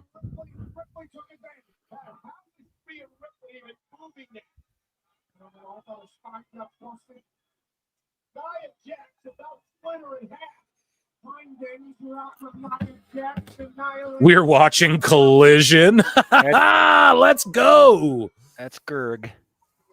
And then Gerg, I'm 5 minutes ahead. Nia wins. Yeah, so he's just trolling. I like that. Yeah, he's a good dude. Yeah. I like good trolls, Yeah, no, you're watching Collision. There we go. Yeah, of course, Rhea retains. I should have. Oh, sorry. Is Ibou lying? I'll end this poll. We'll do polls for the matches, Chad. And not to be a fucking Debbie Downer, but usually I save that shit for like Sicko Saturdays, and it is that. And SNME, we like to lock in. But 96% of you think he's mostly lying. Yeah.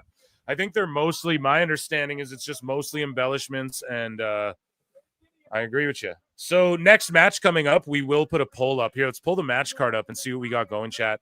And thank you for like 400 people watching, even though a bunch of y'all fucked off. And then like well over 200 still watching just to hang out and do our regular shit. I really appreciate that too. So yeah, you got to think, man. Yeah, we got a stacked card. Do you think they go the Monsters next, like Braun and Jacob, or do you think they save that? No, I think they're going to go to that next. Let's go. I'll put it when we know. I'll put the poll in the chat. Oh, Medusa. Oh, sorry, Alundra Blaze. Hell yeah! Shout out Alundra Blaze, Medusa, and she's got the belt. And that is the belt, you got to think, right? Unless WWE bought it off her and then replaced hers with a replica, which I don't know if they do that. I've heard that's what they'll do, but who really knows? In the belt market, you know, you're like Conrad Thompson, Mark Henry is in the crowd, but like a Thompson, he could probably look at a belt and tell you what's the real one and shit. Like, I can't do all that, but. Oh, come on now, Phil. Yeah. Nope, Sheamus. Oh my God, let's go. Okay. Poll in the chat on the Clips channel.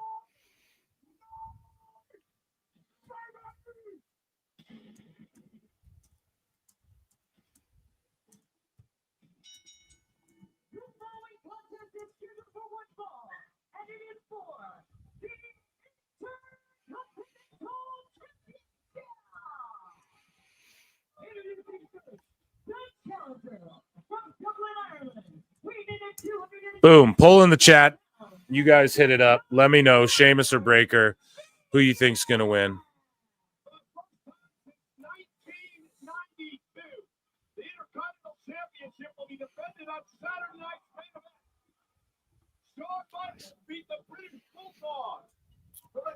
It's a new belt. She gave the original belt. Yeah, for sure. What's up, Rick Shaw? What's up, Dashing Purpool as well? Moose Knuckles in chat. I see you all. Guys, consider becoming a member too. Support what your guy do over here. Trudging through all that sicko sludge. Okay, back to some Federation news. How about that? Yeah, so potato. George, do you say potato or potato? Potato. All right. I do. So DT, I don't know. I'm all over the place today. I'm legit in pain though, George. I got fucking. I know. Yeah, I got fucking some pain in my arm, dude. It's really pissing me off. It's uncomfortable, but I'm here. I embrace the grind, bruv. Restore the feeling in my arms, bruv. Oh, and guys, I believe I don't want to announce prematurely, okay? But I believe for the Rumble, Mission. Your boy Joey Number is going to be joining PWT again, I think, for the Rumble. So you guys want to be tuned in for that. And then we'll do the post show with those guys as well over on, we'll do like a double stream. It'll be like a double dose stream of the post show or whatever. But yeah, I think Wrestling Soup Boys are going to be here for the Rumble. So that's going to be fucking awesome. And George, you're welcome to join too. You know that. But anyways, details about canceled Alexa Bliss return plans. She was supposed to return on January 13, 2025. She was set to be reintroduced as part of the Wyatt Six. Royal Rumble appearance unlikely. Wyatt Six and Alexa Bliss will be kept far apart for any future plans. This is via PW Insider. They've been fucking up lately. So they might have entered the category of we have a stooge who tells you what we want them to tell you. So you stooge incorrect shit when we want you to and only correct shit when we want you to. That's what I think that's about there. So the current cheapest tickets available for WrestleMania 41 is starting at $700 and up. This is why I'm not going, chat. Right, we got a mini marks in this motherfucker. I gotta be conscious here. So the current most expensive single day ticket available is going for around $15,000, not including the fees. George, would you go for 700 plus up? I mean, this is the last time you're gonna see Cena. This is Roman, Punk, Heyman. There could be a Wild Brock, Logan Paul. I'm hearing Bad Bunny is fucking looking to be on this Mania, like he wants to be on it. So what do you think, George? Would you pay 700 plus? Dude, if my son wanted to go, I would do it. Yeah, fair enough. Because I paid for him to go see Raw in Buffalo in March, and the tickets were $250 a piece in the upper deck. Yeah, but Your son can fucking talk. That's the he can fucking actually express what the fuck he wants from you, dog. No, I'm joking. But Brock is coming. Another Brock. Speaking of Brock is coming. Braun Breaker says, yes, he's coming. Brock Steiner, probably going to be the first one, and then my cousin Brandon. He's a basketball player at Virginia Tech, by the way. Yeah, he's a point guard. He's a young buck, but he's a stud. So we're going to have a whole Steiner faction, the new Steiner bros, dude. Would you pop for that? Big time. Yeah, dude. They're one of my favorites back when I was watching, so yeah. Yeah. 100%. Were they ever on a Saturday night main event? I don't think so, because they were still in WCW. I don't think they ever made. I'd have to look back, because I got some stats for you later on the Saturday night main event stuff that you'll be interested in, but we'll get to that later. Yeah. I don't think they made it, though, no. So Alexa Bliss's WWE return was reportedly scrapped due to contract issues. So Bliss has reportedly been pushing for a new contract with the company, while WWE is insisting on her honoring her existing deal. Her current deal has been extended due to time away from the company. So I don't know. She should try and renegotiate, though, because it's a whole new world. Don't you dare close your eyes. Don't you dare go with the Wyatt Six, because that's played out. The body's on commentary, and let me tell you something, Cole. There's a conspiracy tonight. I can smell it in the water. You know what they say. You know what my pal Alex Jones says about the water, right, Cole? SWAC fan 100 for $2 says, still remember Mr. Wonderful heel turn on Hogan Saturday night's main event. Do you remember that, George? I do. Very, very, very familiar with it. Were you marking out hard for it? Dude, I didn't. Yes. It's hard to explain, because back then you didn't have all the stuff you guys got now. Yeah. So we never knew what was going to happen, when it was going to happen, why it happened. It just happened. And then you had to wait and get an explanation. Yep. Pete and Tegses for $2 says, I thought only poor people like WWE. Yeah. Low IQ poors like WWE. That's why to get a fucking floor seat, it's roughly $15K for this WrestleMania. Because Matthew McConaughey doesn't just show up to fucking SmackDowns and shit. Get out of here, man. And then SWAC fan 100 again for $2 says, crazy thing is Mania will still sell out. Yeah. And the Rumble might actually outdraw Mania. We're going to talk about that in a bit at the next commercial break. I believe the Rumble might outdraw Mania. Insane. Banjo for our super chat. Sometimes in life, you got to be a hoe.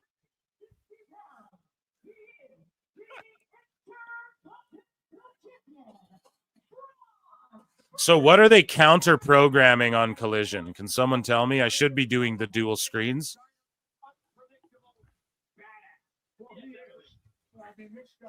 Now's your chance, Gerg.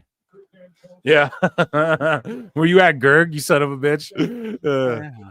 The Mercedes sound clip is the best ever. I know. It's so fucking, it's GOAT level, GOAT tier stuff.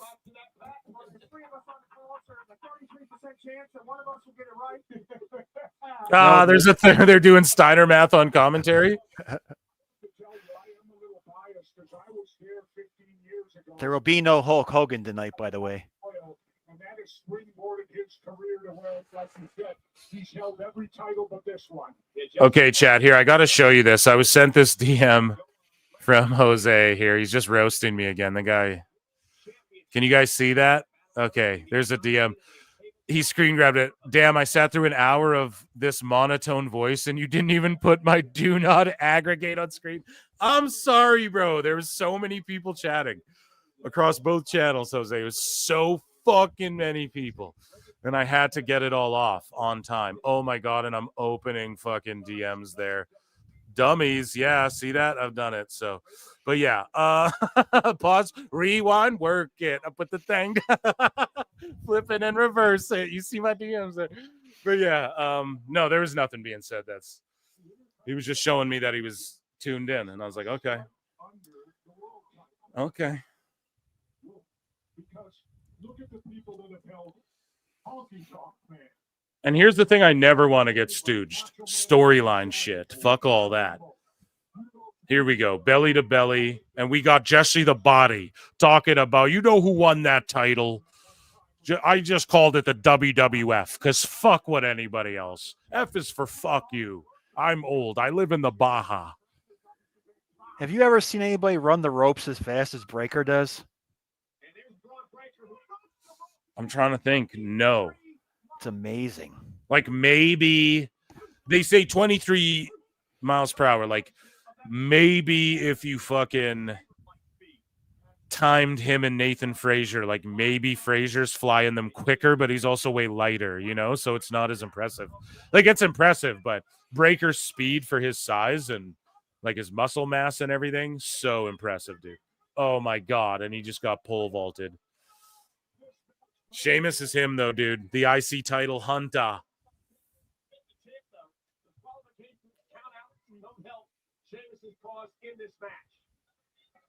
Did y'all hear like on SmackDown, I think Cole took a shot at Excalibur or on Raw?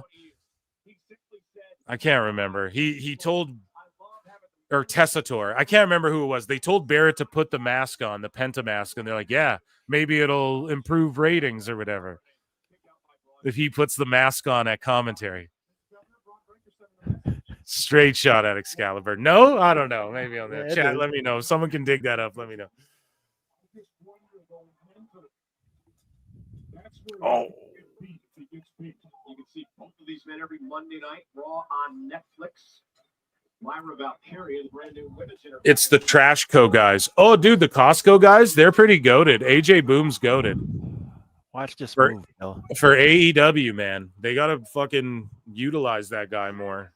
He knows how to work a match. Yeah, that was a great spear off the steps. I love the slow-mo replay. I love that you called that the first time, too. You're like, it's yeah, they go to slow-mo. Yeah. Amazing shit. Okay, so let's move along here as I'm in pain. I'm just going to drink more wine. That should solve the trick. Do the trick. Solve the trick. Can't even talk. I don't know. Oh, someone sent me that too. Oh, my God. Julia, wherever you are, whoever you are, sent me, was listening into the live show last time. Never talks in chat, but was like, hey, I was listening here. I got you the Lex Luger. I don't know. And I didn't add it like a fucking idiot. Or did I? Let me look. I don't know. Did I add it? I don't know. No, I didn't. I'm an idiot. God damn it. AEW Dynamite did 655 and NXT did 812K, of course, we're talking about in ratings. So there you go. NXT growing, it seems like. Growing and getting bigger and bigger. Wrestle Votes, and this is the real Wrestle Votes, not Westel Votes. This is Wrestle Votes, says, in a clear sign of their sustained popularity, WWE and SiriusXM will broadcast the audio of Saturday night's main event live on NBC Sports SiriusXM Channel 85 this weekend.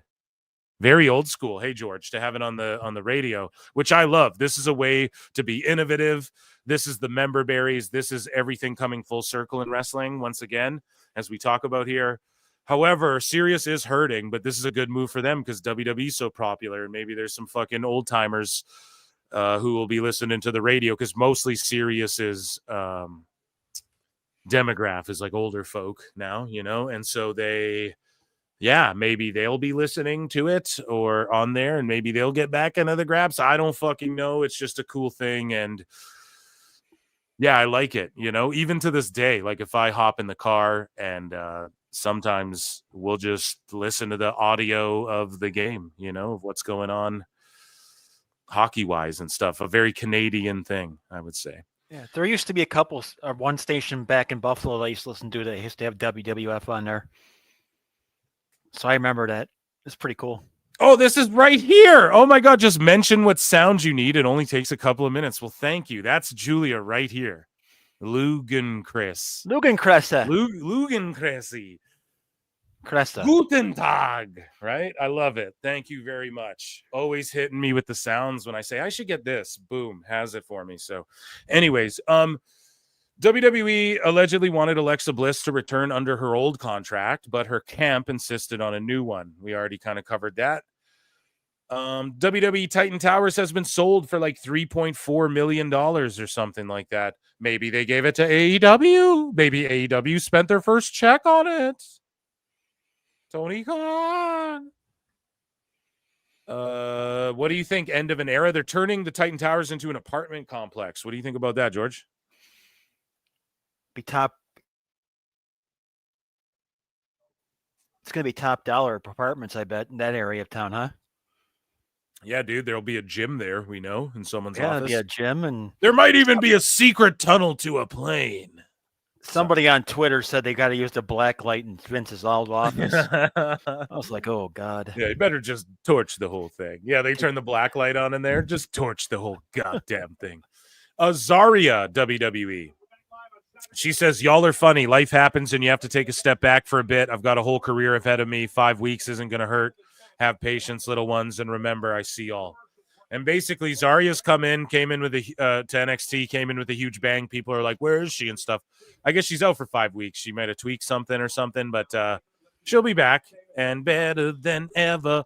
And like me and Husey were DMing about this, and I've said it on the show too. It sounds brutal to say, but sometimes like injuries and shit are good. And I know it's horrible. Like I don't want anyone to tear their ACL or whatever.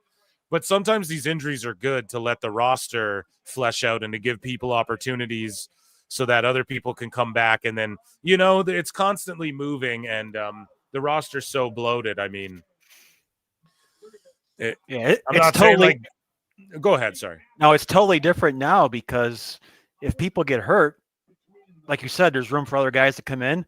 Yeah. Back in the old days, if people got hurt, they didn't get paid. Yeah. If they didn't show up. So they had to go through and be, you know what I'm saying.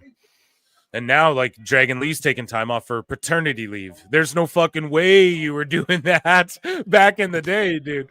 Exactly. No way you were getting paternity leave. So, yeah. Let's see here. We're watching this match. I'm fucking locked in. Well, we'll do this one here quickly. Reports Hulk Hogan no longer appearing at Saturday night's main event, brother. And it's definitely not because I'm here. Here's a conspiracy for you, Phil. Why don't you tell me why the Hulkster's not here? I'll tell you why the Hulkster's not here. Well, you know, Trump just declassified the JFK documents. We know the truth and where Vince McMahon was on 9/11. No, I'm Jesse the Body. What was the show? The Conspiracy Files or whatever. You remember that show? Hey, he had it for a little bit. Classic. Yeah.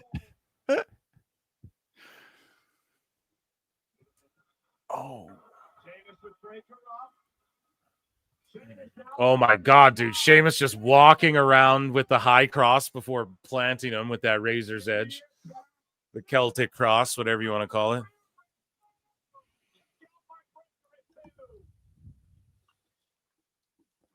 Look at how far Baker sent across the ring.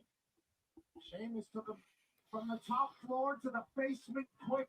Damn, hell of a match right here. What a fight we have between these two men. And notice there was a slight pause between 2 and 3. No.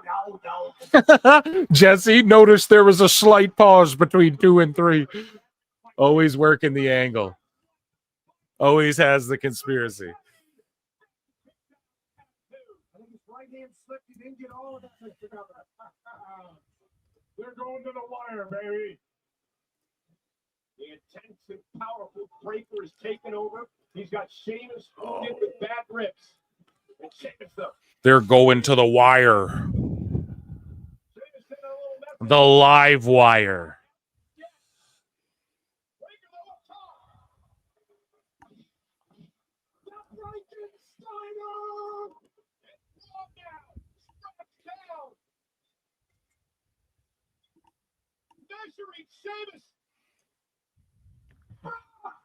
Damn. Sorry, I'm just locked in. The fucking, what was that? The bro kick or the knee? What landed there? I think it was the kick.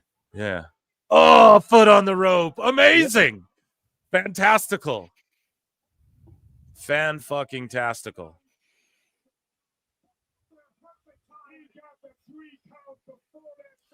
Fan-fucking-tastical. Jesse might be right. The 3 count might have went down before the foot hit the rope. Oh yeah, George, you fucking hopping on that train? Jesus.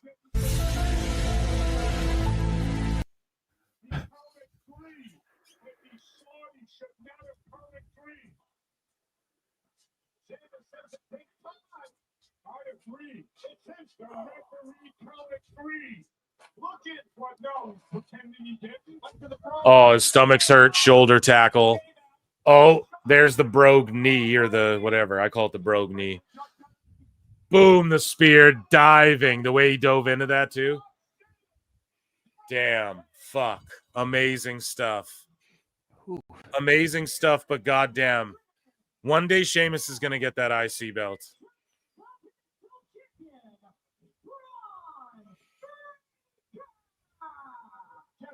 %72% of y'all thought Breaker was going to win. Good call. Yeah, I don't think they could end it quite then, you know? That's not the time nor the place. Oh. How does the referee then say, whoops, I counted 3, but it don't really count? I'm with Jesse.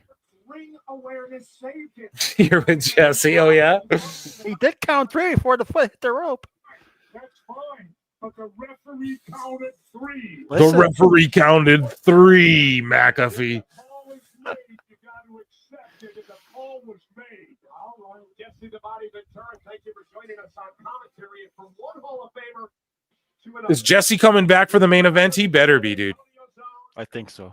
Oh, is HBK coming out? Here we go. I think I'm sexy. Isn't he doing the contract signing thing? Yeah, I hope so. There he is. Yeah, he's doing. Yeah, it says right there. Sorry, on the graphic. Sorry, I'm just watching the TV. They're highlighting all the HBK shit when he fused the titles, the IC titles with the ladder match. That's what KO and Cody got to do. Oh, I here love it it. comes. So I think they're saving Braun Jacob for the end, or maybe that Gunther J match, maybe the J match. And I know those are the only matches left. I pulled a Meltzer, but it's like those two make sense as the main events, you know? When they were paying that crowd before he came out, I thought he was going to be rappelling down from the rafters there for a minute. I'm like, okay, interesting. I'm not your boy, toy.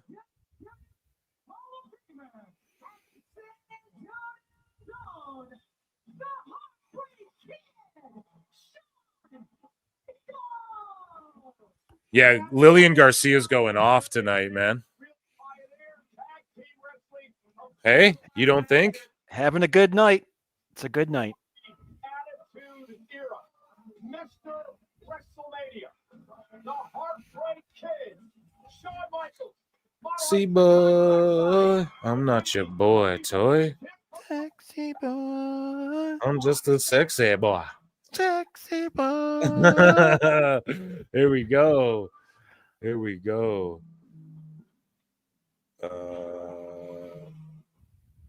Okay, let's get into some more hot news. We got lots of WWE stuff to get to today, guys.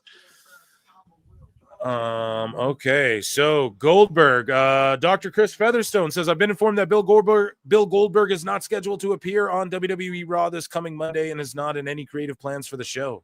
So there you go. We thought he would be in Atlanta.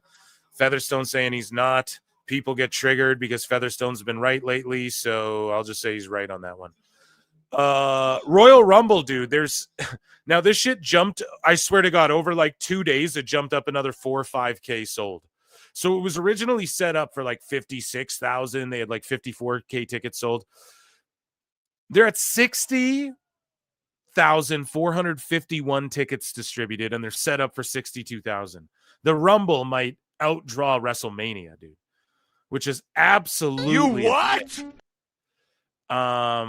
I love it. The Rumble is almost, I would say, like it's the Rumble and Mania. Those are the two events you want to be at if you're a wrestling fan, as far as like pops and all that. So just, you know, doing amazing business. They had the celebs out at SmackDown.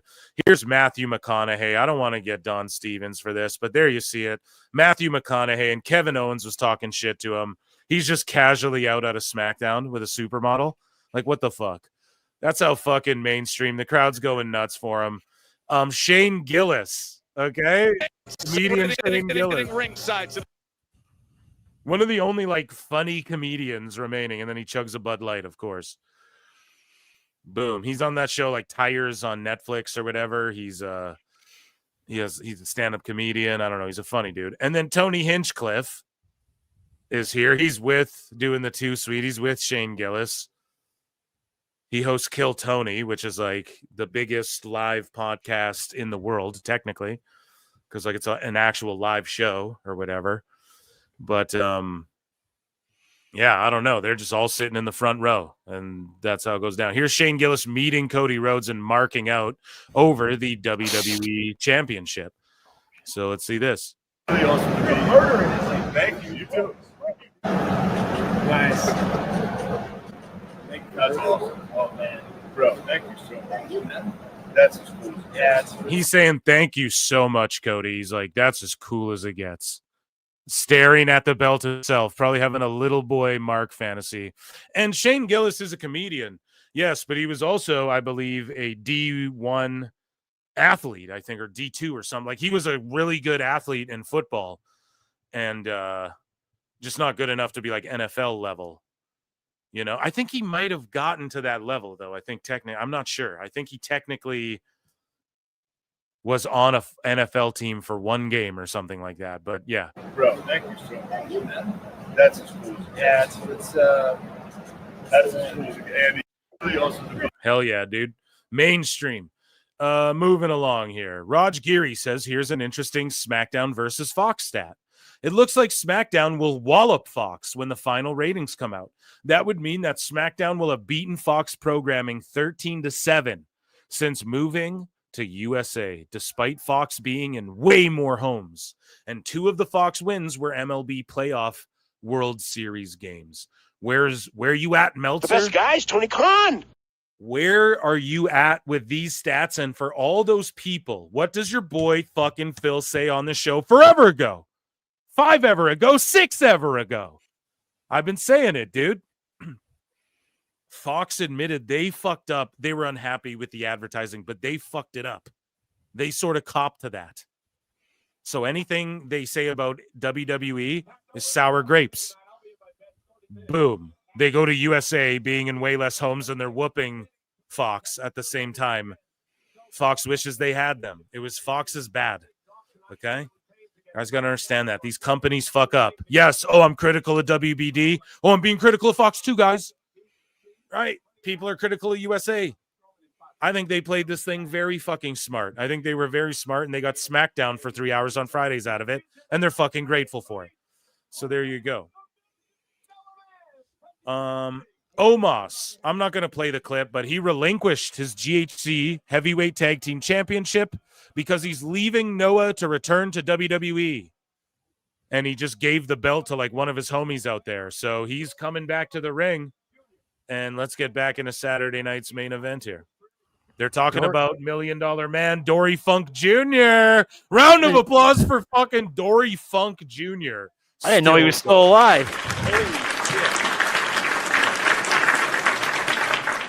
Oh, here we go. Ho! You see my ratings spike too when I go into those fucking bookmarks. Hey, people love those bookmarks, George. Yes, they do. I enjoy them. God damn it, man. I got to get someone to make me an actual jingle, like me singing Phil Marks, bookmarks, and then I need to put it to some like, some shit like that. I'll figure it out. We'll get it done. Lugan Cress is right here. Yeah. Julia, get me a clip of me going Phil Marks, bookmarks, and then if that's a good one, and then maybe a couple, and I can layer them up or something, that'd be cool.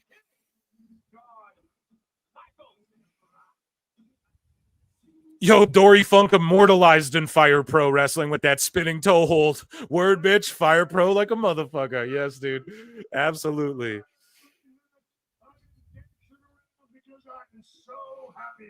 Yeah, I'm turning this up. Sorry if I'm behind you guys. Now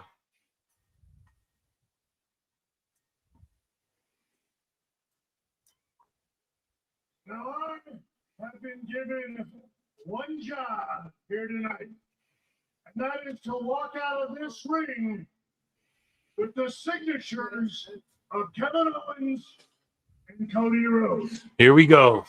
KO and CR. Now the GM of SmackDown, Nick Aldis, Will it get physical by the end, or will it not be physical at the end? Someone's going through a table. Okay.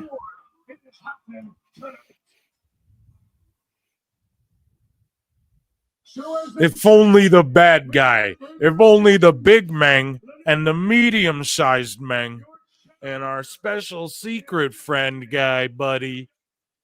If only the bad guy were here, man. R.I.P. Razor.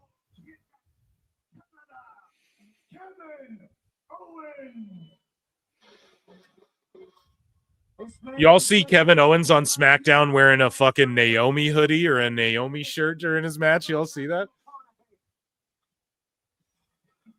Wrestling Jimmy Uso. He's got a Cody Sucks Egg shirt on. That's awesome. That's awesome. Oh my God. Oh, I need that shirt, dude. What he keeps I love that he keeps doing this, man. That's classic. Like he's the dude who wrestles with a shirt on in the ring. But he fucking made the shirt like the gimmick kind of too, you know? It's good. It's good shit, pal. Yeah, somebody pointed out in the chat that it's true that Terry Funk used to wear the shirt that says Terry or Dusty Rhodes is an egg sucker or something. He's like an egg sucking dog or something, I think he said. Pretty sure. Oh. Medium guy, Meng.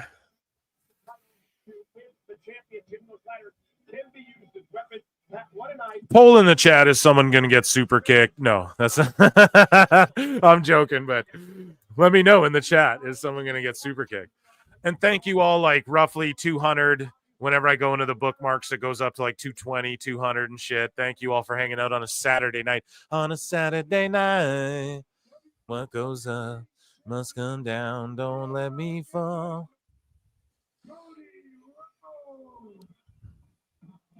Damn, I'm surprised like people aren't raging on me. With all the people who tuned in during that sicko segment, dude, you gotta think there's some people. Like, I bet Ibou was in there listening, you know? Yeah, but you broke it. You didn't stoop down to the level. You just broke it down at your level. Yeah. There's a definite difference. Yeah, I just fucking so goofy.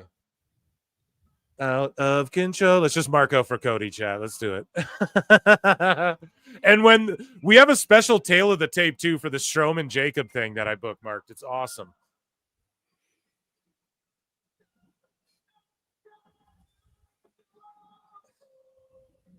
Whoa. Whoa, whoa, whoa, whoa. Ah.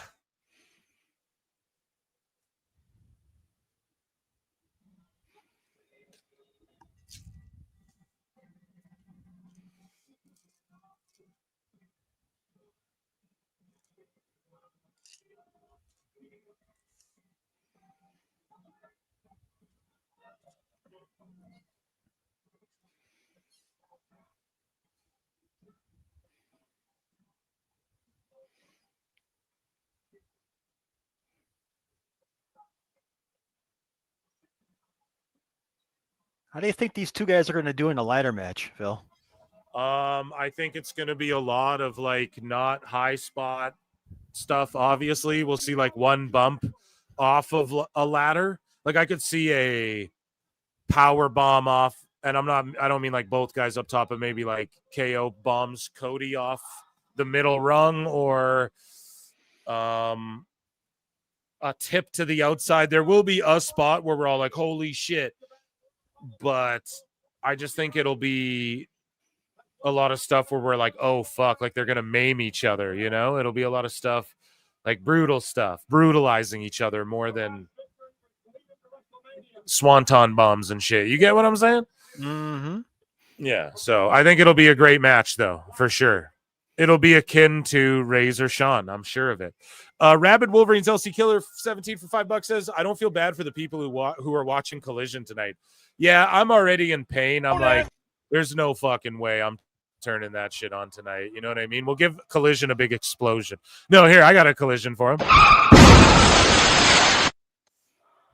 It's about the gist of what that show is. Thank you so much, Wolverine's LC Killer, and good to see you here tonight as well.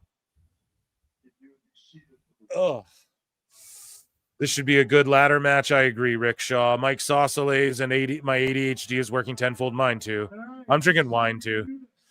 So I was stressed with all that elbow stuff, and I was up late, like DMing people and shit. Okay, let's listen to what goes down. You two have better and beaten each other. And as much as all of us have enjoyed watching it, I have an assignment here tonight, and that is to walk out free your signatures on this contract. One way or another, that needs to happen. One way or the other, that needs to happen. Is anyone in the chat just listening to PWT and want me to call the action too, like, and not watching SNME? I'm sure everyone in here also has SNME on. But yeah, he passes the contract to Cody. Let's see what Cody does here. He signs it right away. KO's probably just going to sign it right away. There will no headbutt, maybe. What do you think? You guys are ahead of me. Gotta do a promo first. Yeah, promo first. Plinian's only in on PWT. What's up, Plinian? How you doing, guy? You said that 10 times out of 10, Kevin Owens takes the easy way out. Is that So KO's saying 10 times out of 10, I take the easy way out. Cody, you're a liar. Liar! Because of your knee, but I didn't. Because I care about our friendship more than you ever did. He's like, I cared about our friendship more than you ever did. You know who I think takes the easy way out? It's you. Because who, between you and I, left? He's like, between you and I, you take the easy way out. Who left here when things got tough? I stayed, you quit. And then Cody just interrupts him and is like, shut up. You're missing Mariah May spanking Tony with the belt? Whoa, let's go. Oh, let's shut this shit off. Over to Collision. No. I'm done worrying about Kevin Owens.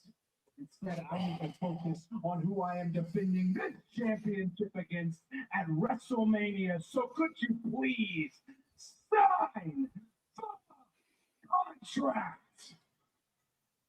He's telling them to sign the contract. HBK has not doled out a super kick yet, folks. It's coming. He's getting frustrated. You can tell. He's not going to get it. You're not done worrying about Kevin Owens because once I sign this, you know what that means? Makes it official. That Saturday night at the Royal Rumble.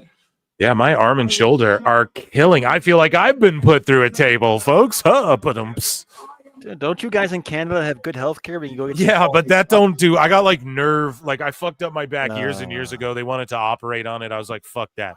So what I did was I just did a shitload of yoga type thing. And I don't fucking know. I just figured out how to manage life with it. I just managed it well. Okay. Yeah, exactly. DDP yoga, legit, literally. DDPY, free plug. And I just kind of toughed it out ever since. But it's always like when you have a bad back thing happen from lifting heavy ass weight and you fuck yourself up, there's no real coming back from that. It's something you just live with. So it's like a nerve problem. There's nothing, my wife come give me a massage. That's about the most that can happen for me to feel any or take some naproxen. I'm drinking wine right now. I'm on a bunch of pills and booze. No, I'm just drinking wine right now. I looked over at my wife. I'm like, do I take naproxen? She's like, no, don't do it. I'm like, okay. So I'm drinking wine already. It's like, yeah, don't do that. But I just got to keep my arm elevated a bit. We're good, chat. We're good. Everything's good over here.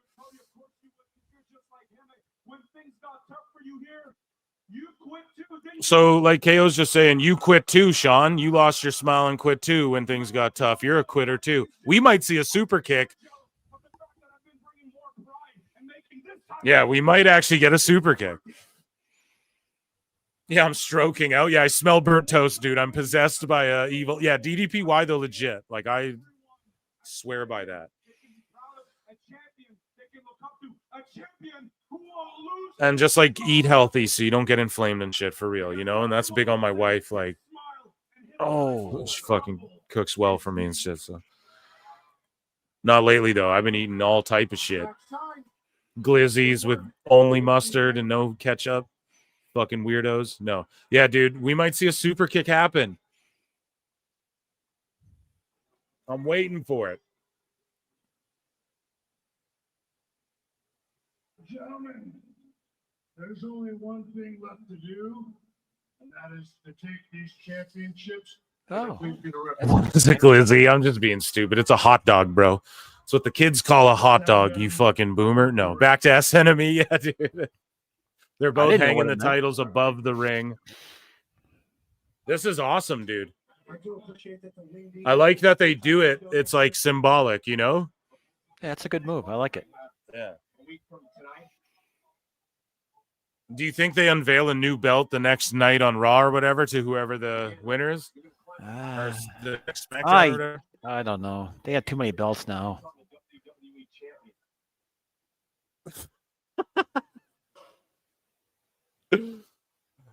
Oh, Sean moved into a different. Sean moved into position. Look out! Yep.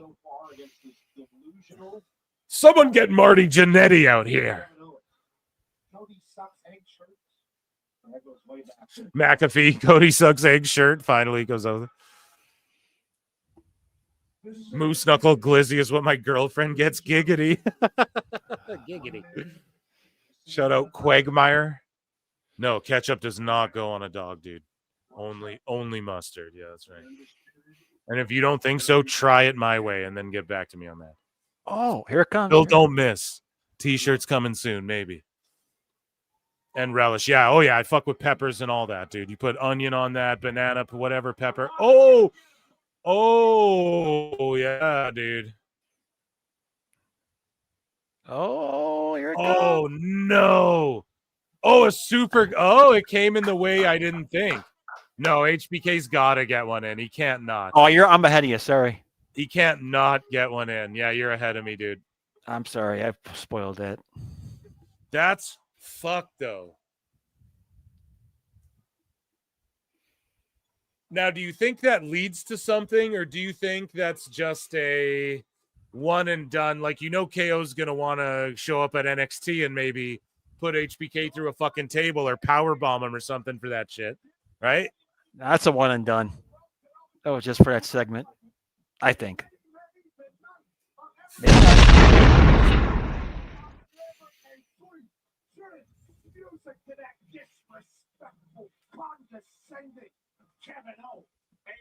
Gunther and Jay. KO doesn't show up on NXT to be like, what's up?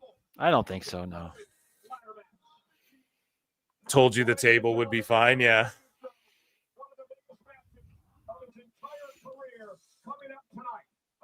This is the most intriguing match to me tonight. Most intriguing. Gunther and Jay? Yes. Okay, I'm putting a poll in the chat because I want to know over on the Clips channel. And thank you. I see you guys throwing like 100s up in there and stuff. I love it. I love it. I don't know what that does, really, throwing up hearts and shit in the chat, but I love it. Dude, 131 likes. My word, just on the Clips channel. You guys fucking know Jericho for sure. Let's start a new poll. Oh, dude. Yeah, I think we're getting the world title in the main event, as it should be. Yeah. Okay. I see what they did there.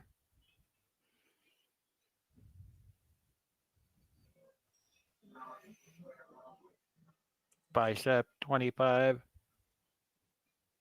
I love these tail of the tapes. I'm just putting a poll in the chat. Sorry, guys. I know. Tonight's show sucked. It was just Ibou being a fucking idiot. Jose getting fucking mad at me, and then for saying all this shit. No, he's cool. He's cool. But and then fucking me hurting the whole time. My fucking shoulder. driving me insane in my arm, but it's all good. Here, poll in the chat on the Clips channel. Switch over to the Clips channel if you're on the Times channel, or vice versa. Sorry, it's hard for me to monitor both. I'm going to give George the ability to make polls actually on both channels. I'm going to start doing that. Who do you think will win this monster match, Fatu or Strowman? Now, before it gets cooking, I think I got a couple headlines, and we do have a sweet tail of the tape that they're talking about right here. Look at that. Amazing.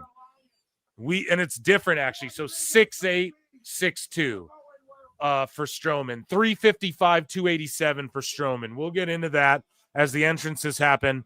I got one more piece of news. It's just iShow Speed. Triple H calls iShow Speed. This is a streamer guy, inviting him to come and stream live at the Rumble. So they already got their money. They're like, fuck it. Just come there and stream the whole thing. And the way he's doing it now, the camera will just be on him the whole time. So, yeah. Why is Triple H calling me right now? Yo. What's up, Speed? What's good? I ain't talked to you in a minute. Like, this is what people talk about mainstream, dude. YouTube and shit is that now just as much as anything else. And as far as, like, so many kids know who this guy is. So I don't know what the fuck this guy's all about, but this is his mainstream. Probably millions and millions of people. What is this, 35 million people, I bet? Or so, I have no fucking clue, but there's just millions of people who watch this guy. So it's a great crossover. It's better than the Costco guys. Not even hating on the Costco guys either, but. How been? I'm good, man. How you doing? What's good? Hey, I'm streaming right now. Oh, you are? Where in the world are you right now? I'm in Uruguay. What are you doing there? Man, I'm streaming. I'm in Uruguay. Triple H is like, what did you call me? No, I'm just joking. Did you hear how he said it? Uruguay. It's like Uruguay or however you say it, right? He's like, I'm in Uruguay. And Triple H's face. What did you call me? No, chat. I thought that was funny. Yeah, you what? But I'm doing a tour. You're streaming now live, right? While we're doing this. Hold on, what we doing? What's up?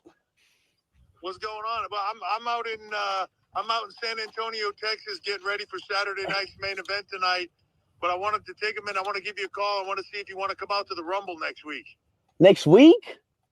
What day? Yeah, Saturday, man. Ooh, Saturday. Next Saturday, Indianapolis, Royal Rumble. You'll have a blast. Can I stream? Oh yeah, you can stream. Look, you can have access backstage. You can come talk to all the superstars. You can stream with them. You can stream backstage. Hell, I'll even let you come to gorilla position and sit with me, and you can stream up there if you want. I wonder if he's gonna yell, "Oh, it's great! Oh, no, give him 5 in the 30. Give him 30 and 5. No, I gave you more time. Huh? I wonder if that's. It was great. You're right. It was great. It was great. Yeah, I wonder if that's what iShow Speed's gonna do. Even John Cena too? If you can see him, you can stream him. Oh my God, Triple H! Oh, hey. So this guy has a massive audience. I mean, whatever. Kids like. That's the first time WWE's ever done that. Give somebody access to live stream a show. I don't know, but I hope they do more of that. I really hope they do more of that. So we're in commercial break. Do I dive into another thing, or are we coming back right away, do you think? There's no timer on my end. We don't have a timer either. Yeah. So chat, let me just check in with chat for a second. Actually, let's see what chat's saying. I'm gonna push this one. I'm not Moose Knuckle. You gotta. Not gonna lie, this is gonna be a big deal. Yeah, this Rumble.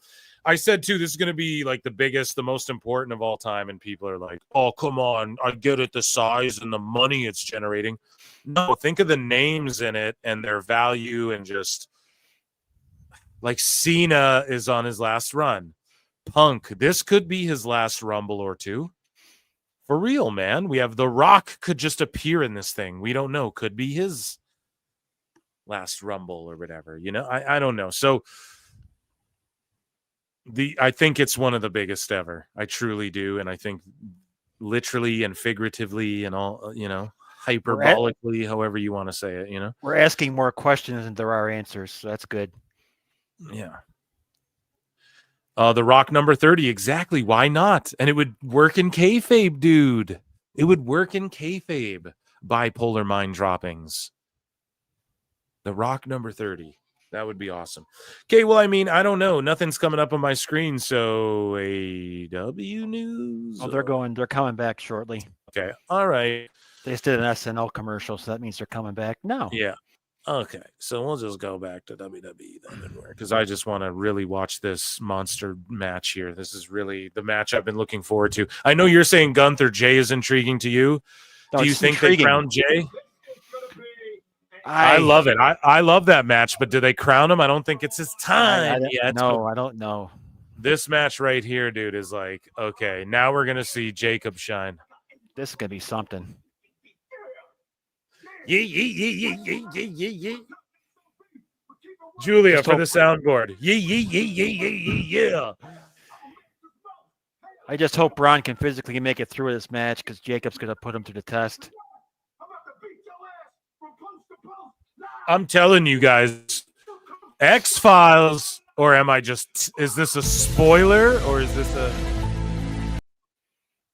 I'm telling you, Jacob's going to fucking beef with Solo, and either Solo's going to reunite and fully form the true OG bloodline, right? Because he's in the OG bloodline, really think about it. Or he breaks off and does his own bloodline, and then there's like 3 of them running around. But Jacob is going to take the GODs, and he's going to like overthrow Solo next, and we're going to start feeling for babyface Solo, I think sooner than later. And no, I have not that's not a fucking allegedly, that's me literally fantasy mark booking. But it's just the way the story's being told. It's only a matter of time. Jacob's speaking up for himself. Solo doesn't got to speak for him anymore. He doesn't have to speak for him. Solo won't even speak. He's melting down.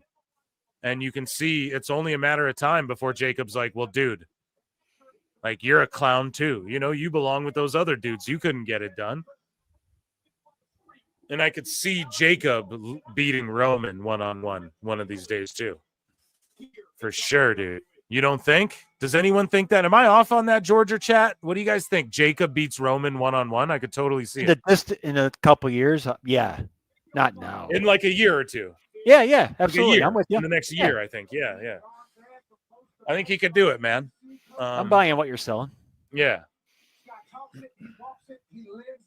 But like Strowman's just a glorified monster jobber almost at this point, though. He's about to lose here. He just shows up and gets people over. I hope Omos shows up and stays far away from Jacob and Braun and does something maybe on Raw, you know?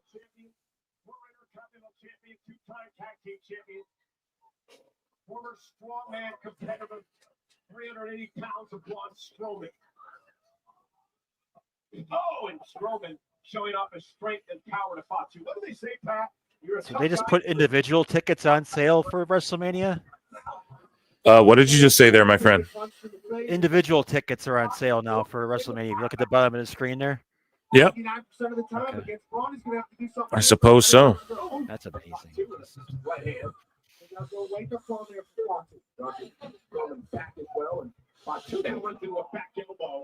No, this isn't on Netflix. My wife's asking me, is this on Netflix? No, Saturday night's main events are on Peacock, which is not a Canadian thing, and NBC. And NBC, yes.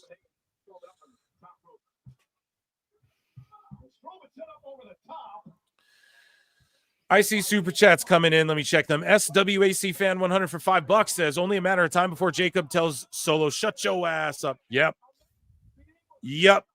And here's the thing. I think Jacob and The Rock and then the 2 Tongans could be one faction. Then you have Solo, and then you have Hikaleo's coming in 100%. He's signed. And then you have Lance Anuai is signed in NXT.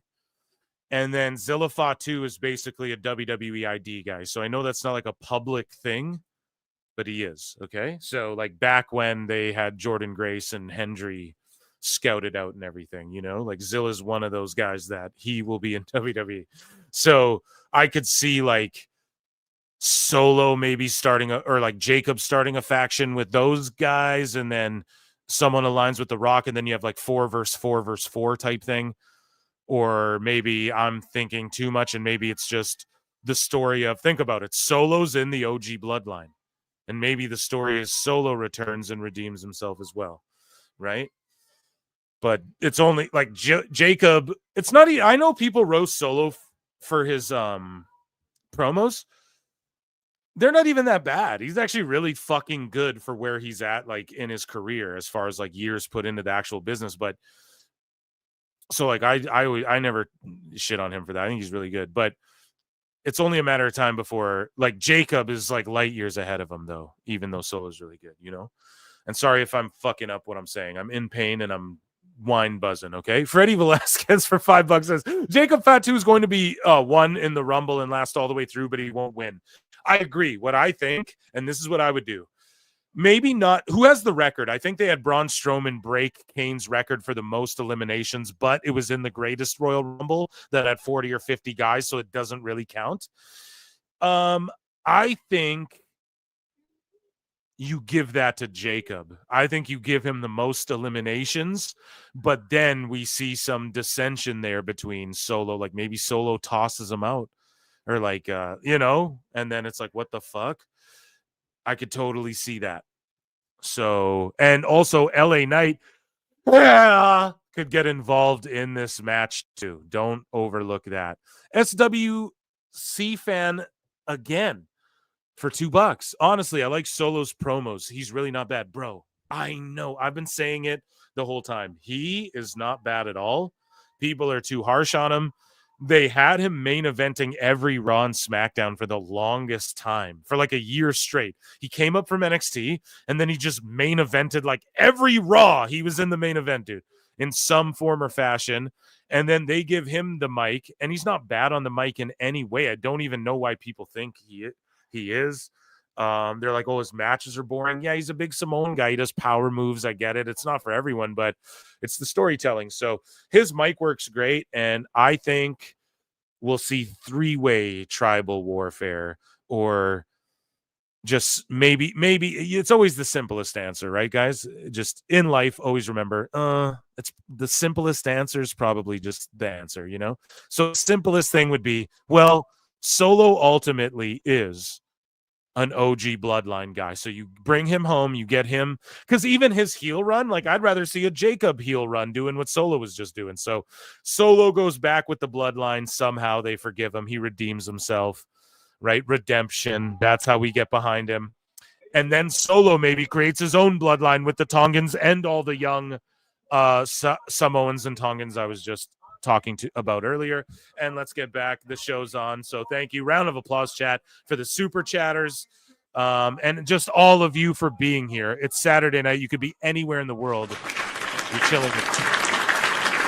Sometimes in life, you got to be a hoe. Thank you.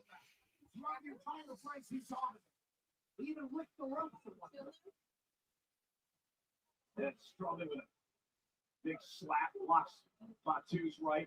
Braun Strowman now 6'8" monster of all monsters battling back into this match. And bipolar, I like what you're saying, my friend. Yes, Solo is the guy who takes over the bloodline as a babyface when Roman's done, regardless, too. That's some shit. Like, that's the story right there. That's the, because they said he would be the tribal chief after Roman.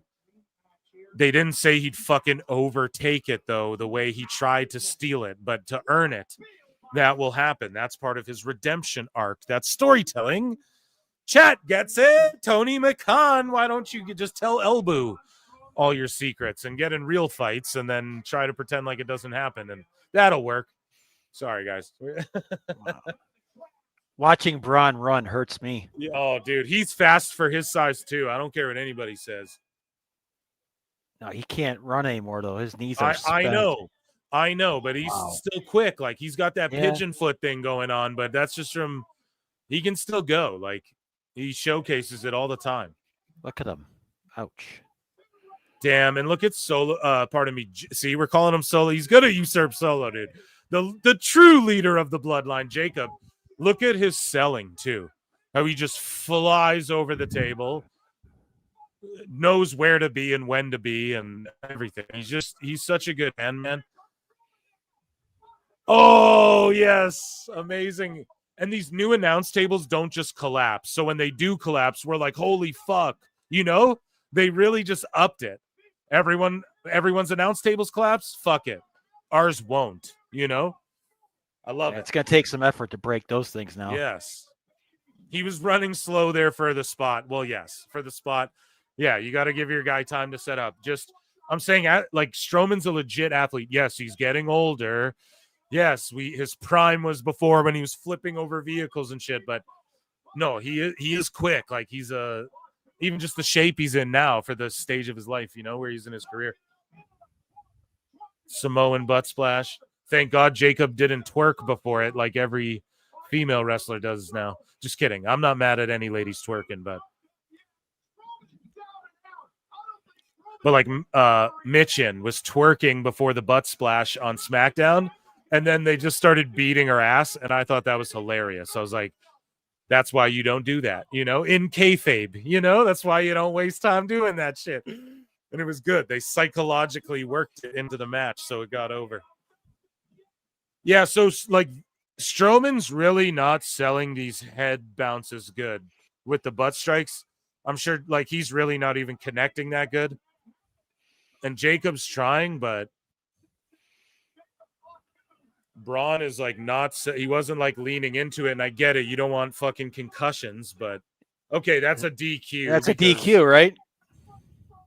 There we go. He leaned into that one. Those are like not even connecting though. Yeah, they called it. Okay. No, this is the right way to do this though, because he just destroyed Strowman. So then because eventually Jacob's going to have his first like one-on-one match against a real guy. And it's just unpredictable. Like what's going to happen? He's going to destroy. You're booing it. Okay, that's fair. I'm not mad at this.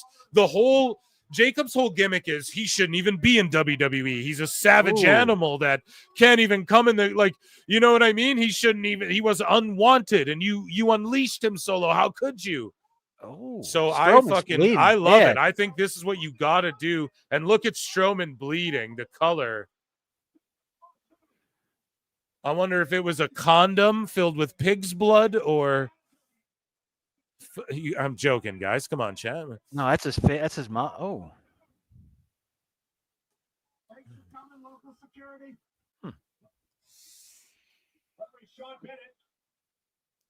Dude, how he just whipped the chair at that dude's head.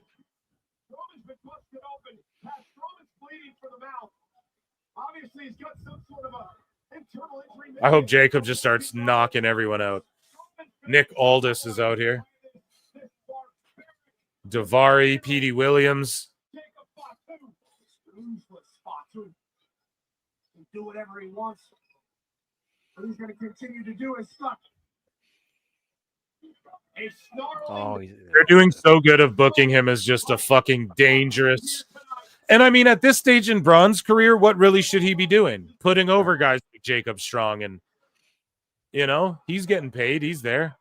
So what they just did with Jacob is what they did with Bronson Reed before.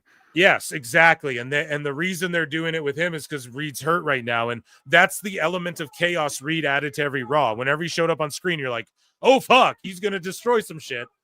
And here's the thing with that moonsault.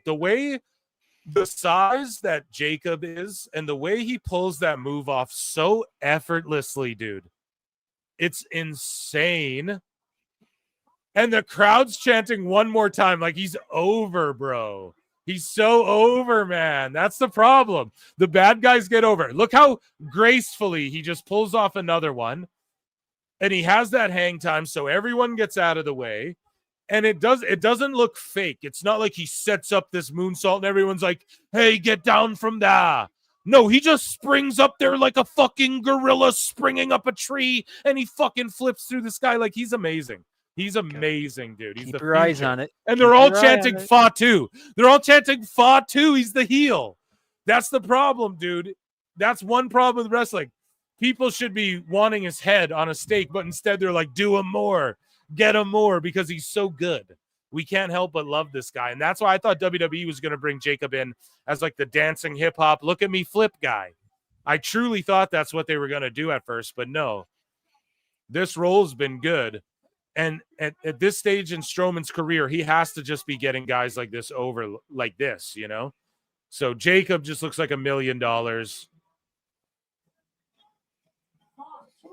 And then I like, too, that Tama wasn't discriminating, dude. He looked at Ref Bay, right?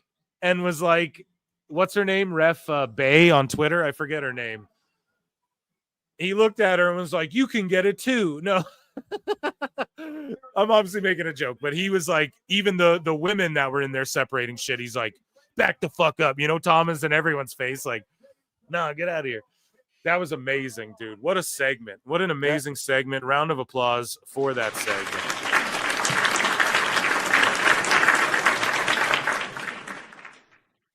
I think that got over what needed to be done, right?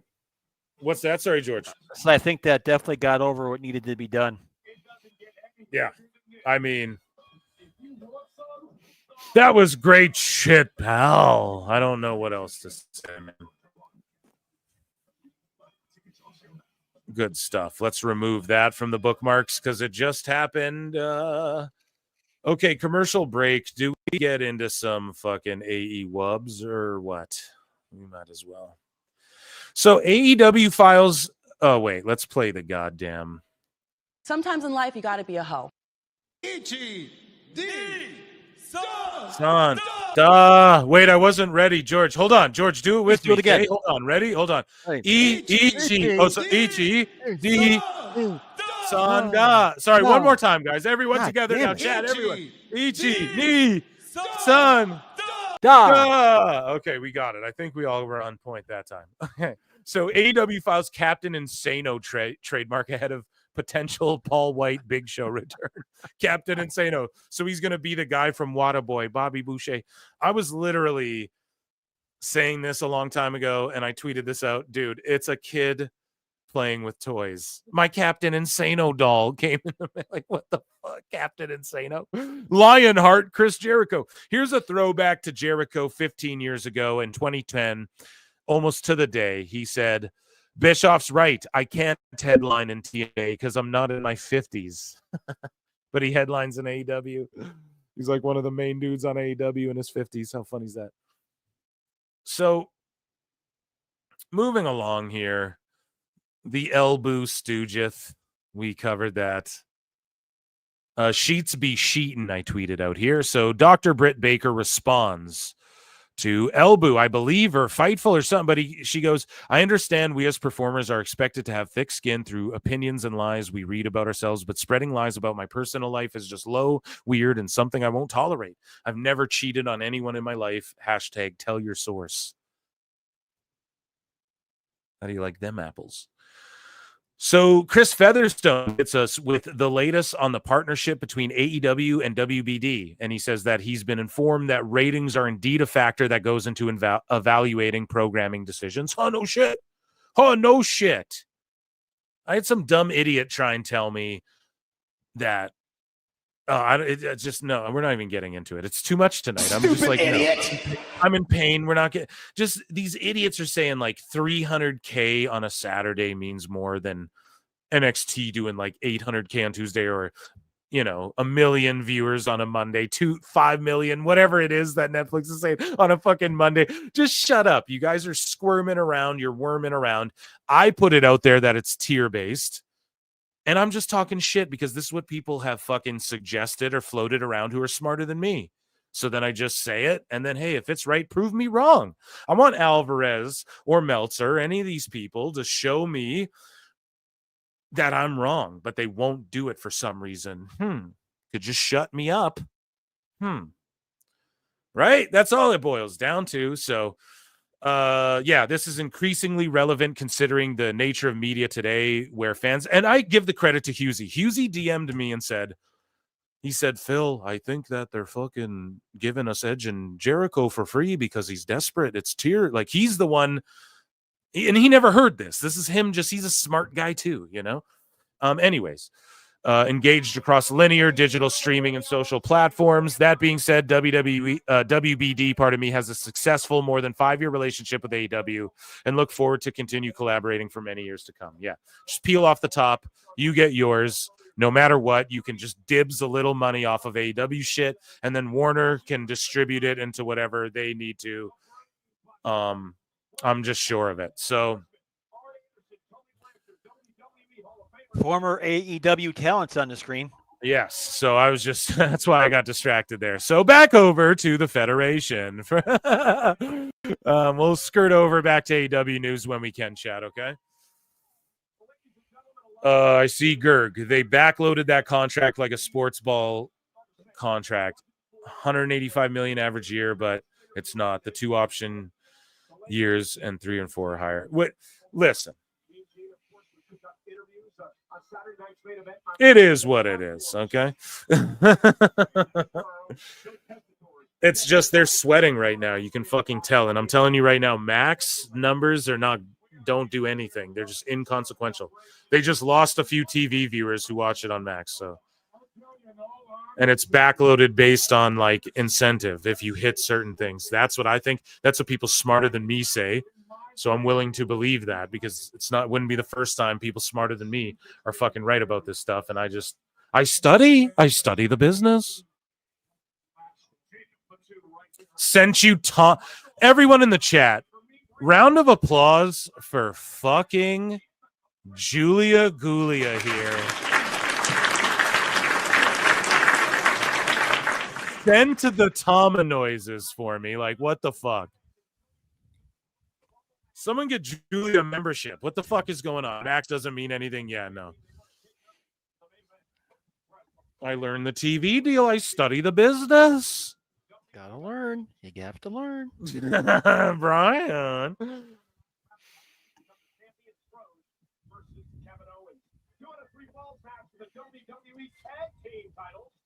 Okay, so on the Royal Rumble, we got Gargano and Friend defending the tag titles against Motor City. So they announced Charlotte coming back already because she's on the promo. Yeah, she played had some vignettes played for her rather on SmackDown and I think even Raw. Okay, thank you. And she didn't say what brand she's on, but she announced herself. She declared herself for the Rumble. So, oh look, we just EFAP this on the show. We just saw this. There you go, PWT, dude. We broke it. Can I stream? Oh yeah, you can stream. Look, you can have access backstage. You can come talk to all the superstars. You can stream with them. SRS licking his own taint, saying AEW is the top stream show on Max. Yeah, of all this, like it's the highest sports stream thing. They don't fucking stream sports, dude. It's stupid, man. Can't wait to see Speed in Indianapolis. You know, populations of countries. Watch that man live his life absolutely electrifying. I can't wait to see you in your hometown of Indianapolis. Rumble, 6 Eastern, 3 Pacific, next Saturday. Yeah, they messed up the camera angle too. You could see Jacob hitting the buckle. Absolutely, Chris. I was just calling that out too.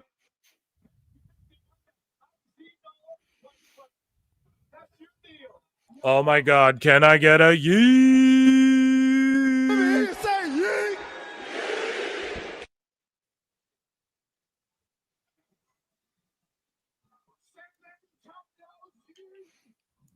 Like I said, the most intriguing match tonight is this one for me. Yes. I don't. Do they crown him? No. You can't. You can't have Gunther lose to him. His in-ring work is terrible. Well, not terrible, but it ain't always about that though, George. I know. I'm talking both sides of my ass right now. Oh, did I end? Is there a poll going? Yes. Here. Sorry, you fuckers cheated. I know it. Okay.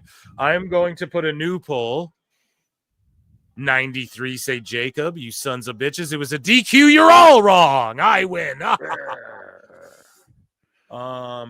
get in the plane.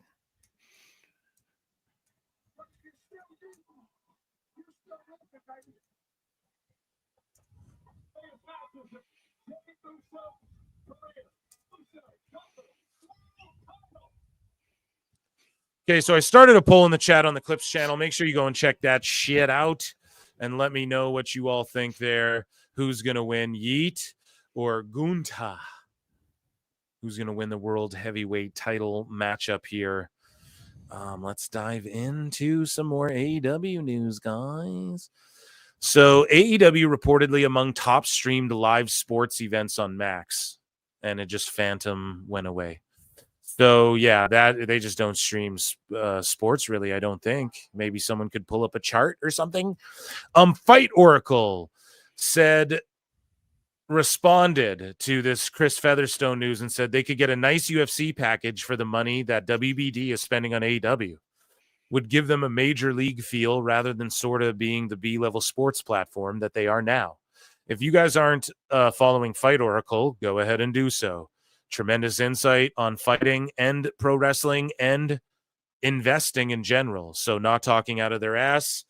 And yeah, I mean, WBD could invest in UFC with the money they're spending on AEW. It's ridiculous. And UFC gets actually gets viewers. So even people like Fight Oracle are calling that shit out now.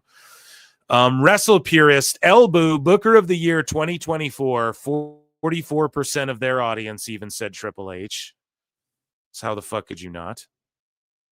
Anthony Bowens split from the Acclaimed, and he filed the trademark The Pride of Pro Wrestling. So we have the best wrestler alive in Caster, and then we have the Pride of Pro Wrestling in Anthony Bowens. Crazy Steve, TNA's Crazy Steve, wrestled a dark match in AEW on Collision against Serpentico. So shout out Crazy Steve. I'm a big fan of that dude. I hope he and he's like legally blind. I'm legally blind. PWT holding it down.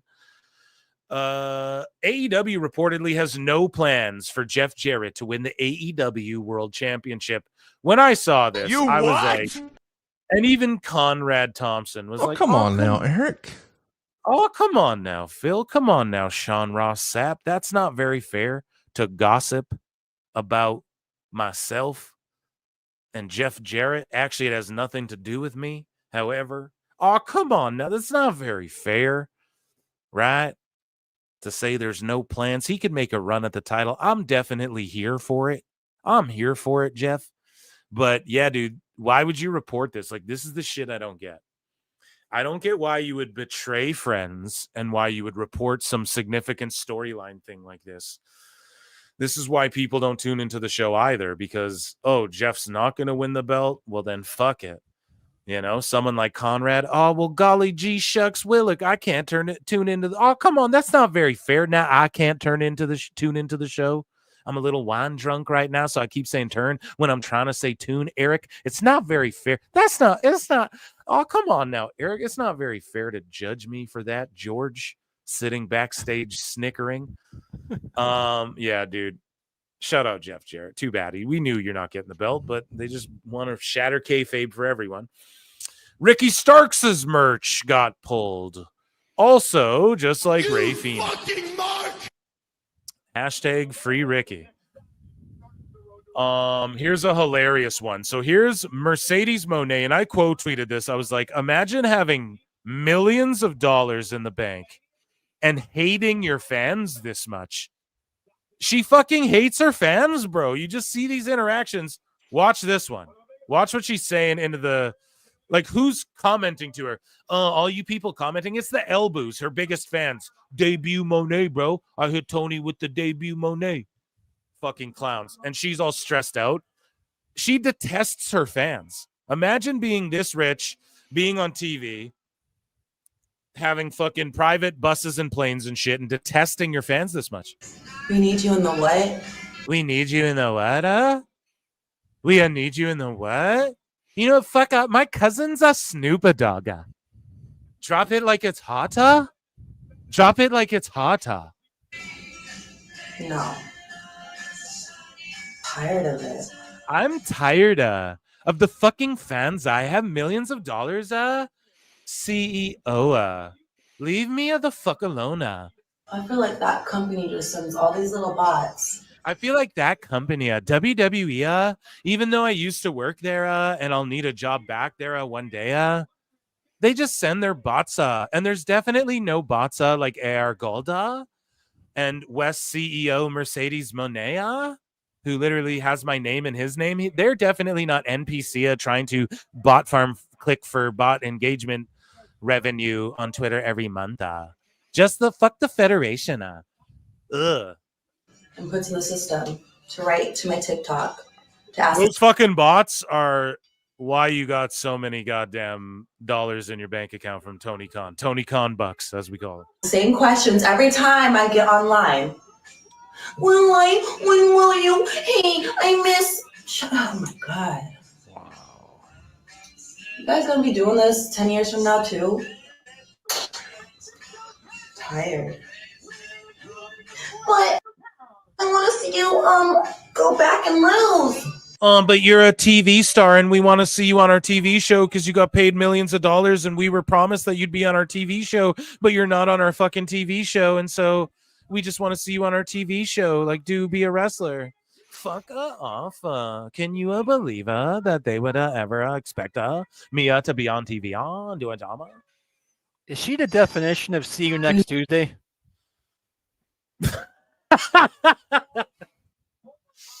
So politically correct, George. You can say cunt, George. I'd rather not. I don't use the word. I won't say it. I won't call her that myself. But I mean, I just think it's like you just want your cake and eat it too. You want millions of bucks because of the work you did in WWE is why you got all this money now. And then you don't want to do the work for this company, and then you want to get mad and call everyone bots who want to see you come back and do a job for some of the actual AEW OGs and who've been there since day one grinding it out. Like, I'm telling you, man, there's something fucked in the water, or it's just the people who don't see it the way I don't know. I'm not saying people need to see it my way, but yeah, like she got all that money based on what she did in WWE, and then now she's like, people from over there, like, we want to see you put over Anna Jay. Well, Anna Jay's a day one. You should be doing that. You're just walking around with 4 fucking belts beating everybody, all their stars, and getting paid more than anybody. And it's like you're mad at the fans who want to see you on their TV show and want to see you wrestle. Instead of be like, I was in Mandalorian and it's kind of fucking, it was pretty shitty. Wasn't even that good when I was on it. Moving along here. Dynamite ratings buried. Achievement unlocked. 100 weeks under 1 million viewers. So Awful's patting himself on the back for that. And I mean, there you go. We know that the new bars, like if they hit 700K, it's a W for them, you know, because they can't even hit that anymore. So yeah, 100 weeks, no Millie. I hope the no Millie thing's gone, because that's like a fucking pipe dream. Like NXT's gonna hit 1 milli soon, and we're gonna be counting 100 weeks that they hit 1 milli. So yeah, that's long gone. Here's what Tony McCann said on Jericho's podcast. Talk is Jericho, mama.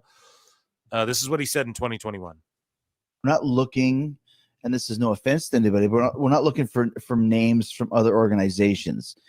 I think Cody's word is fresh. Yeah. We're looking for fresh. Everything needs to be kind of ahead of the wave rather than going back behind. Absolutely. The key thing is that we're not going to sign up every single talented person out there. You can't. And it was one of the problems with WCW. It was that there were too many people under contract. So many guys. A lot of them were super talented and super great. And it's like, if you were going to cut down their contracts, you'd be making some really tough decisions, because there are a lot of really great people under contract at WCW, but you just don't need that many people under contract, especially But isn't it the same thing that's going on with WWE right now, though? They're signing everybody, and they can't use everybody, you know? And for us, I think, we need to be discerning. We need to make this a sustainable business. And to me, I want to learn from mistakes people have made. Meanwhile, Elboo's stooging like, oh, the Bucks don't want to leave AEW because if they do, their friends will all get fired. Aggregate. Don't aggregate.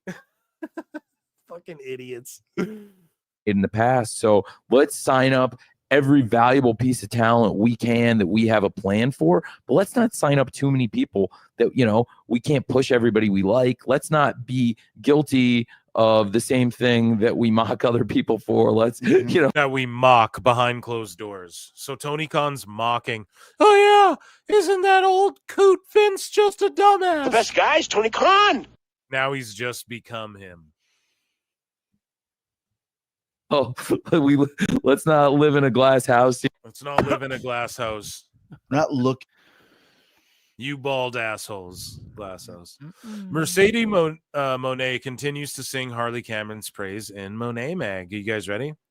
Harley is ready to hop on the Monet train, and watching her journey on AEW has been a thriller. Her growth in the ring has been nothing short of inspiring. I know she puts in the hard work, traveling to various wrestling schools across Florida and soaking up knowledge from anyone she can connect with backstage at AEW. So it's no surprise that she has the guts to pursue the Monet train. It's not hard to when you're holding 4 belts. But Harley should remember that I'm the ultimate student of the game. I've traveled the world, learning from the best and facing the toughest competitors out there. Sure, she's been training like crazy, but the reality is she hasn't been yet secured a win on AEW TV. So even she ends it. She's so great, but in the end, she hasn't even got one win. You what? Tony hasn't even booked her 1 W yet. Holy shit, man. That's fucking funny stuff. Okay, back to this match. Let's watch this match here.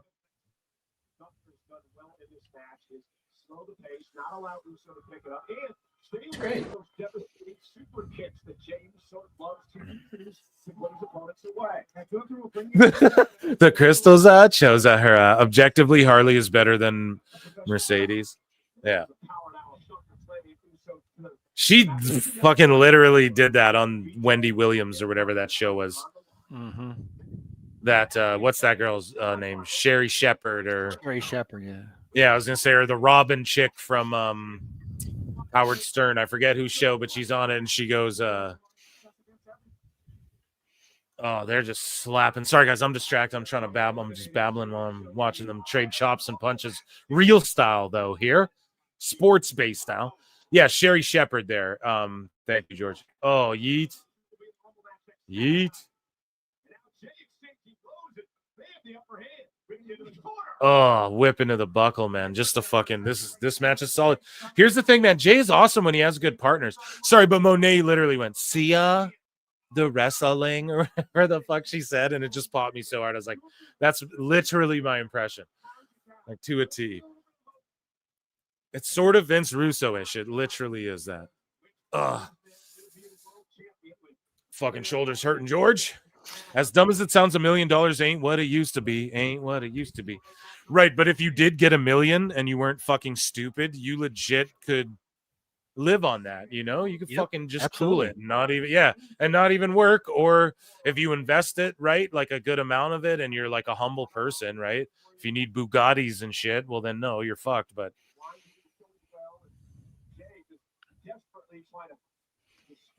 that's what I mean. Tony Khan, you listening, bro? I won't even stooge your shit. Give me $5 million. I'll shut the fuck up, bro. I won't even stooge what you text me like Elbow. No, I'm joking. But he always says like boss man and shit. That guy does not work for anybody. He's a fucking clown. He talks like we like him and the wrestlers all work together. Like he does not work with these people, man. I don't know if I clarified that during my rant either. There's a lot going on, so trying not to get any on me while covering myself in it. This match is physical. Gunther going to bring the best out of Jay here, as he has been thus far. Mike Saucely's for $2 says, a little birdie told me the chat wants Jericho. You motherfucker. Yeah, I was the 100th like. You goddamn liar! Oh. Give me $20K, I'll invest it and work for you. Yeah. No, don't sell yourself short. to deal with the headaches over there, bro. It's worth more than $20K, bro. Don't fuck around. Mike Saucely's. Listen, guys, he just super chatted me. I can't fuck around. I look and see it's not just me. So many others have stood where I stand. We are the young, so raise your hand. They call us problem child. We spent our lives on trial. We walk an endless mile. We are the youth gone wild. We stand and we won't fall. We're one and one for all. The writing's on the wall. We are the youth gone wild. Let it get wild. Yeah.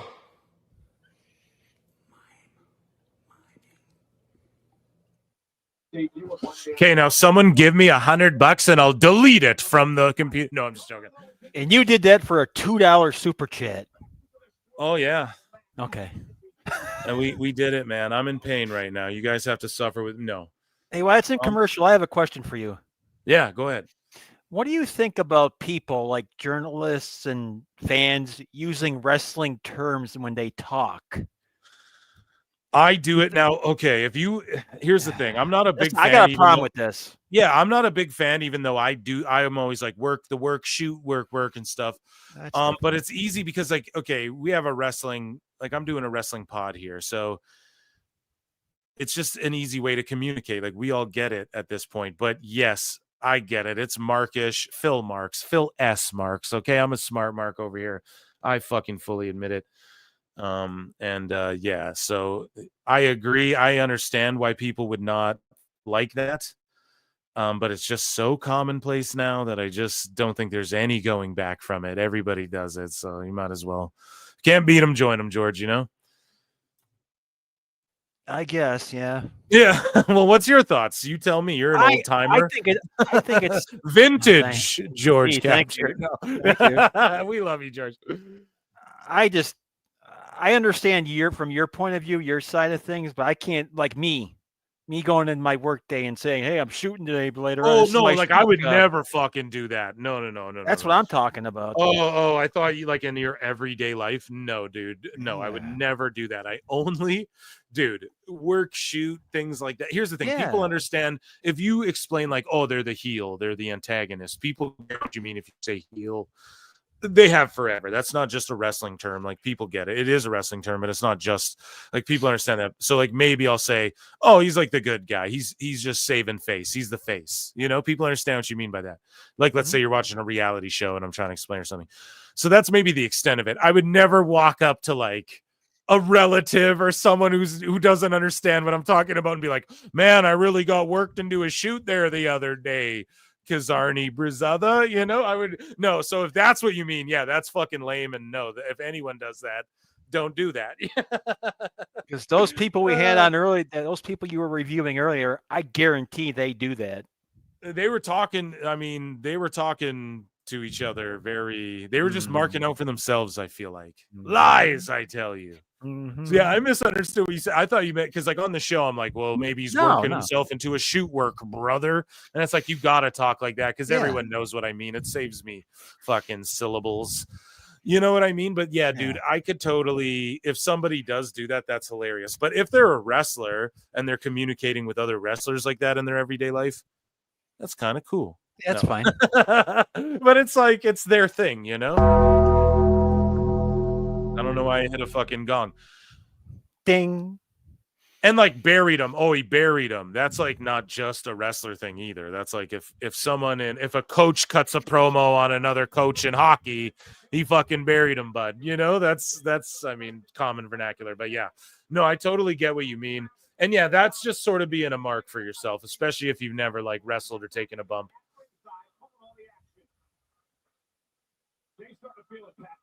Kick to the face, lays it in. Okay, caught him in the ribs. Thank you, Cole, for saying that, because I was like, he fucked that kick up bad. Yeah. Yeah, but it's all good. See, if you just make the call, if the commentator can go, we got him in the ribs, though, and Gunther sells it right, it works, you know? Thinking on the fly. Yes. Fucking works. The ding. Yeah.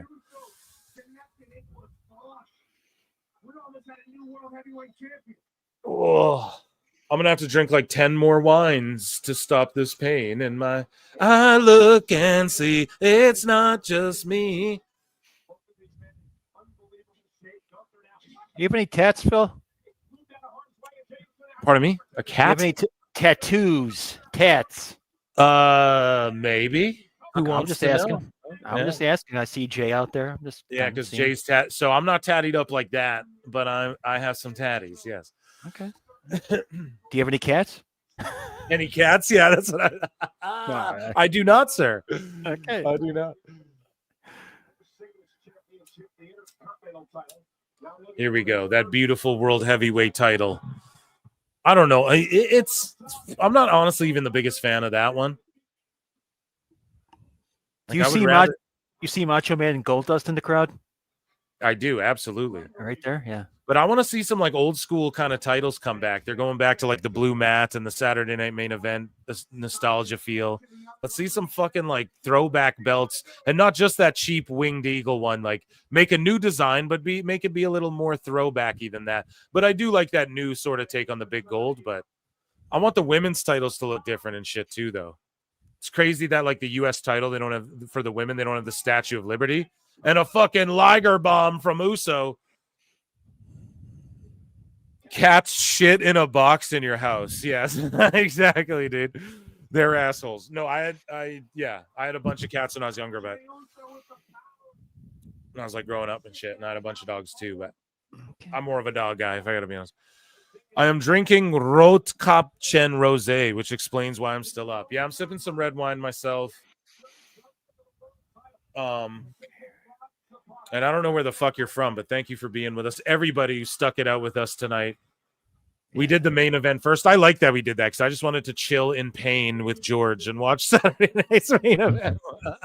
Vintage George. More than anything, yeah, but I had to, vintage George, but I had to do that shit. We had to cover it because people reached out to me like that night. I was like, fuck, man.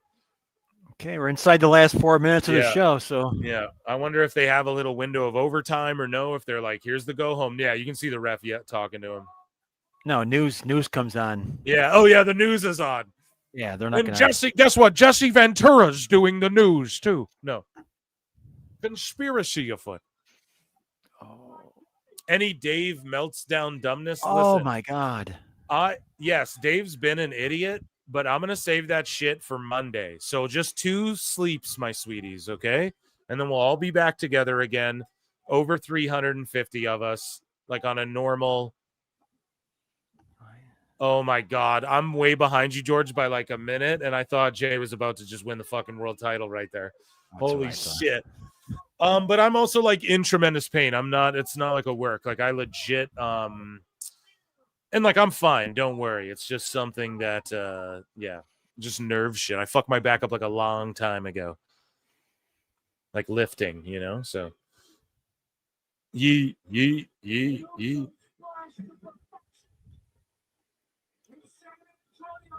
But maybe here we'll rip through some AEW news. How about that? We'll rip through AEW news, but I just can't give my when we cook Dave, even Ibou, I couldn't even give it my full force earlier, but I just had to say something because everybody. Okay, Powerbomb, he defends. You fucking cheaters in chat are a minute ahead of me, so the poll is not accurate. Here we go. We're ending it. Yeah, 90% of y'all thought Gunther. So. Round of applause. That match actually cooked. That actually surpassed my expectations. It wasn't the greatest match of all time. Surpassed my expectations. That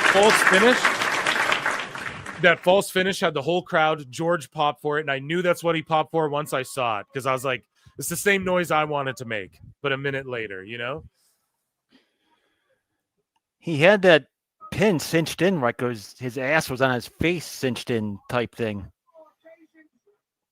It was a really good pin. Yeah. Just the way yeah.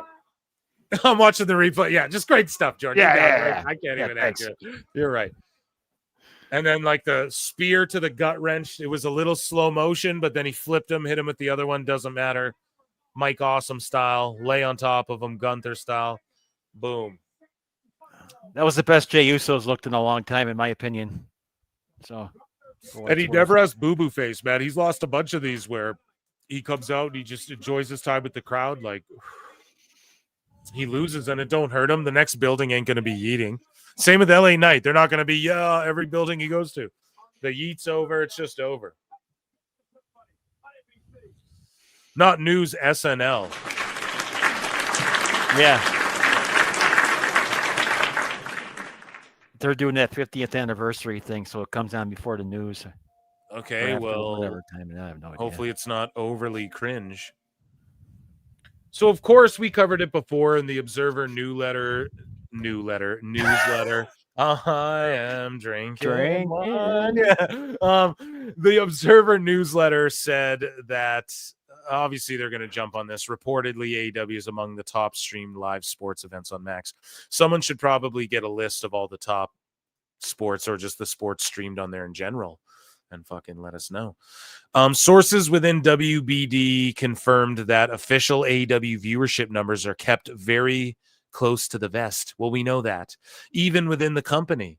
However, they did confirm that since debuting, AEW has ranked among the top live sports events. So it's just being repeated. I just think that's, I mean, if it came right from Max, then okay, right? I mean, we trust it, I guess. We'll just take their word for it. But at the same time, the top of our sports, like, what do they have? Darts on there? I have no clue what they even have on there for sports. And so you could put AEW in a bunch of different categories. So if you just pick sports, okay, sure, it's the top rated. Does that mean 10,000 people? That can mean 5,000 people for all we know. Moving along. I think it's rated above cricket. Yeah. Cricket, mate. Restore the feeling, bruv. So report WWE interested in signing Britt Baker if she becomes available. From Coataholic. They were eyeing her up a long time ago, like before even the AEW stuff, and I'm sure during it as well. I don't think they'd fuck it. Or okay, Britt can go there. Sure, she can go to any company she wants. She's never gonna get the same money she makes in AEW.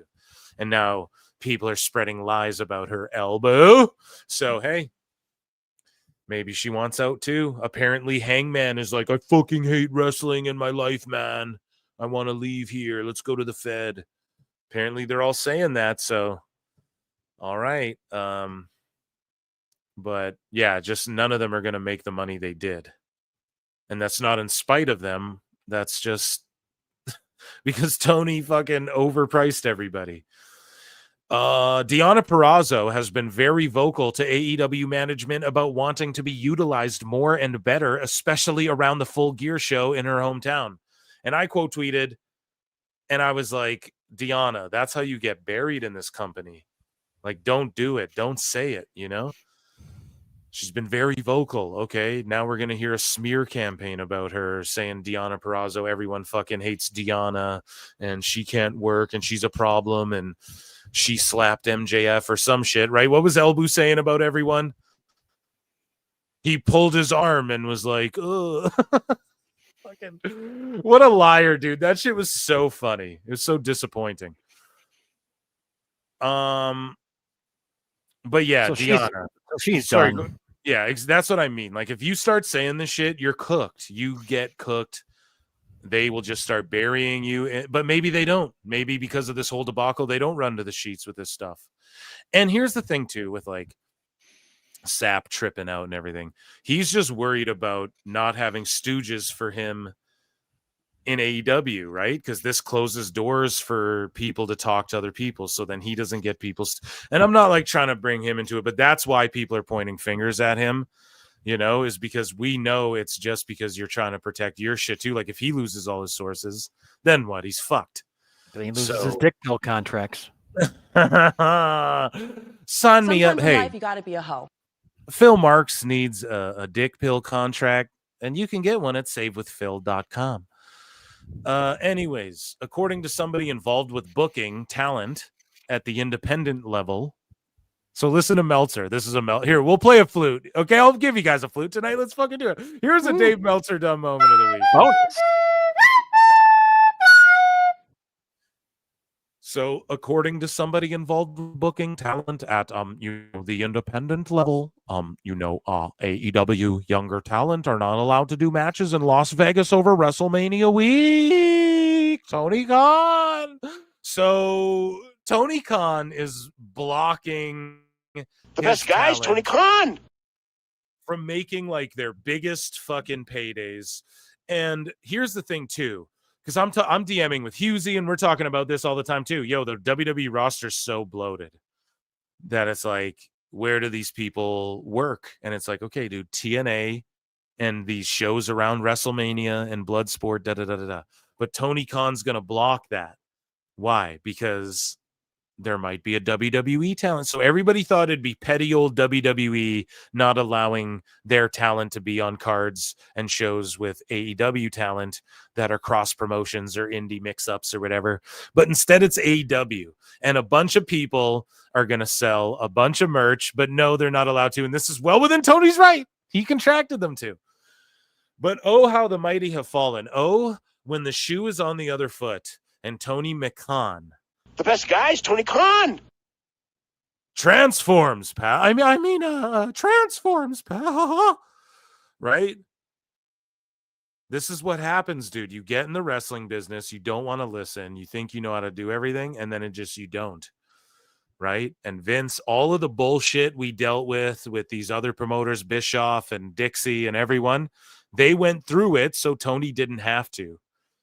And he still is going through it all because people just won't listen for whatever fucking reason. And the people they're choosing to listen to and talk to, apparently, according to Ibou, we got undercard, midcard, upper card, fucking Copeland probably's texting him, according to Ibou.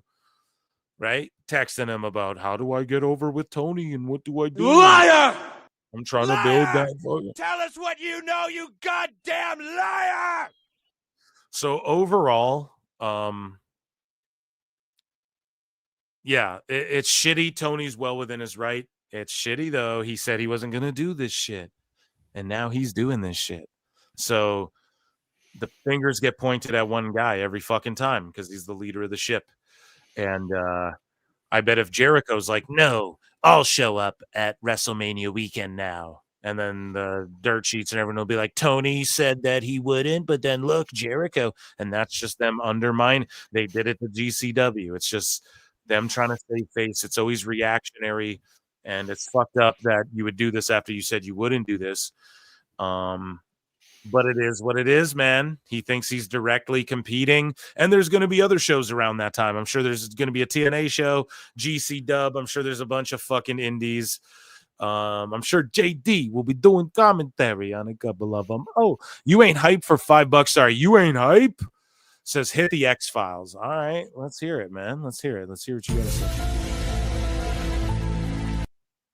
The truth is out there. Jay is winning the World Heavyweight Championship this year on a PLE. It's about timing and a moment. So then what's the moment? Mania? I mean, we could, who cares? That's a dumb thing for me. We could fantasy mark. Well, it's not dumb. We love to fantasy mark book here. It's what we do all the time. It's one of my favorite parts of the show that we do all the time. But what's the moment? Mania? Nah. At a SummerSlam or something, sure, but is he the one to dethrone Gunther? I just don't think Jay's the. You got to think it's more than just winning that belt now. It's about who also beats Gunther, because Gunther's got like 3 L's in the last how many? We all talk about Roman. How about Gunther's taken, George, 3 losses maybe in the last like how many years? Yeah, like maybe 3 or 2, for sure 2 or 1, Yeah. 2 in the last like how many years? So I don't know, man. I would just fucking 2 since he's been called up. Yeah. So I just don't think Jay is him to dethrone him. Who is him? I don't know. Is it Penta? Don't think so. I don't know. I really don't know. But thank you so much for the super chat. And what else do we? That was it. That was it for AEW news. Okay. Ladies and germs, our fucking viewership spiking up now, and I know we're gonna hit like over 300, I bet. So fuck it, let's just do it. Here is a Dave Meltzer dumb moment. Okay, fuck it. I love you guys so much. We just have to do it. We might as well. Okay, here's Alfred Konuwa with a clip we watched or listened to. I can't remember on the last live show. Konuwa put up an and counter. Okay, So let's listen to this. Shout out This Is Nasty, and shout out the fucking Observer and Meltzer, dude, and the Flutes in the chat. Here's an out of the blue impromptu Saturday night fucking Meltzer moment of the week. Let's go. A couple people from AEW tweeted, "We're so happy for you," and I don't know how, I'm sure they are his friends. They should be happy for him. I'm happy for him. We bursted out laughing at this clip too the other day. It was so funny. It's this one, and then the other one where George, what was he saying? Dave was saying something, and then he like interrupted himself, and then didn't finish what he was saying. He backtracked and came around again. I'm like, what the hell did he just do? I don't even think he came back around. I think he just completely interrupted himself and just went off in a whole different direction and didn't even finish explaining what he was saying. It was so good. I don't know that it's good business. If you are with a rival company to tweet how happy you are that somebody who left got a big reaction. A couple people versus so there we go. This time won 6-1. So amazing work by Alfred Konowa there. Let's scroll to the bottom, see what we got. Scroll to the bottom, see what we got. Okay, so Tony Khan lectures Dave. This is a throwback. Are you guys ready for a Meltzer throwback moment of the week? So Tony Khan lectures Dave about his Twitter game and interacting with so many fake bot accounts run by one guy. The botas are really on my TikTok. And says that people in the industry wonder why Dave, oh my God, it phantom fucking removed. Did you guys see that?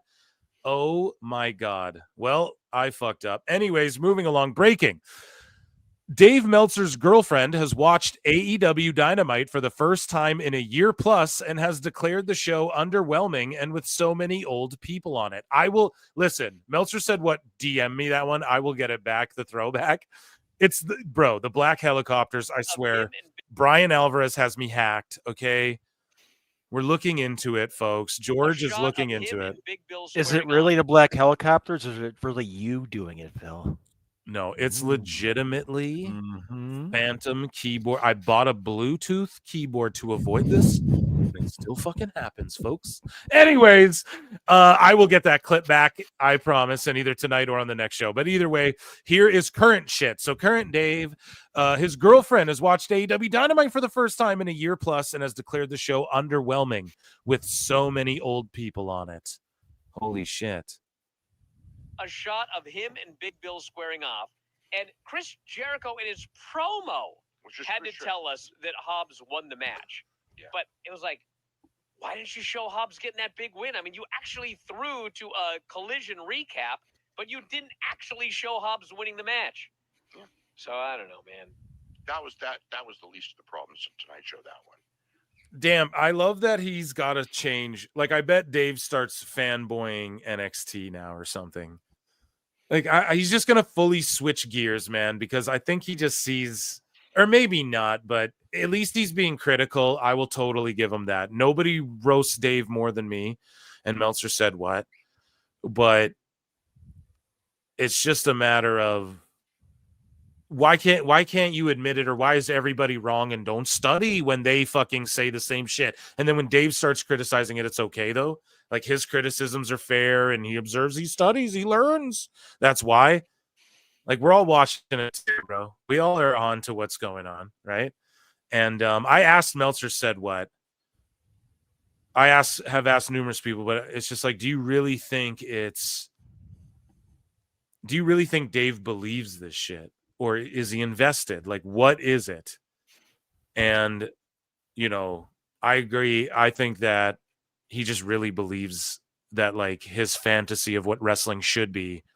Because here's the thing, the Dave Files or whatever, the segment that Jim, and shout out Jim Cornette and Brian Last, they started doing a segment like the Dave Files or whatever, and they were reading old letters, and it was fantastic. I didn't listen to it till like last night or the night before.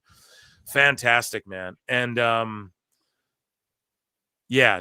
one he wrote to Kiteser telling them how critical he was and everything. I can't wait to hear that response. That's gonna be awesome, dude. And like, you just hear Dave's such a mark, and it's just his vision for wrestling hasn't come true, or like he thinks he thought it was gonna with AEW or something, or he thinks if he pushes it, it's not that he's getting paid. He doesn't own 3%. People get mad. You really think Phil, you really think Dave owns 3%? No, like I just throw it out there because it's like no one else is gonna say it. Who's gonna say it?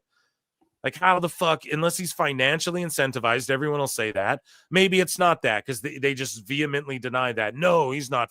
He's not getting a paycheck. Even Jim's like, I don't think he's getting a paycheck. Everybody can agree, but okay, then maybe he's bought in, or else it's his fantasy mark dream. And we all have fantasy mark dreams. Phil S. Marks, I fantasy mark book all the fucking time. We hit the X-Files, we have fun with it, and that's what we do, and we admit it's that.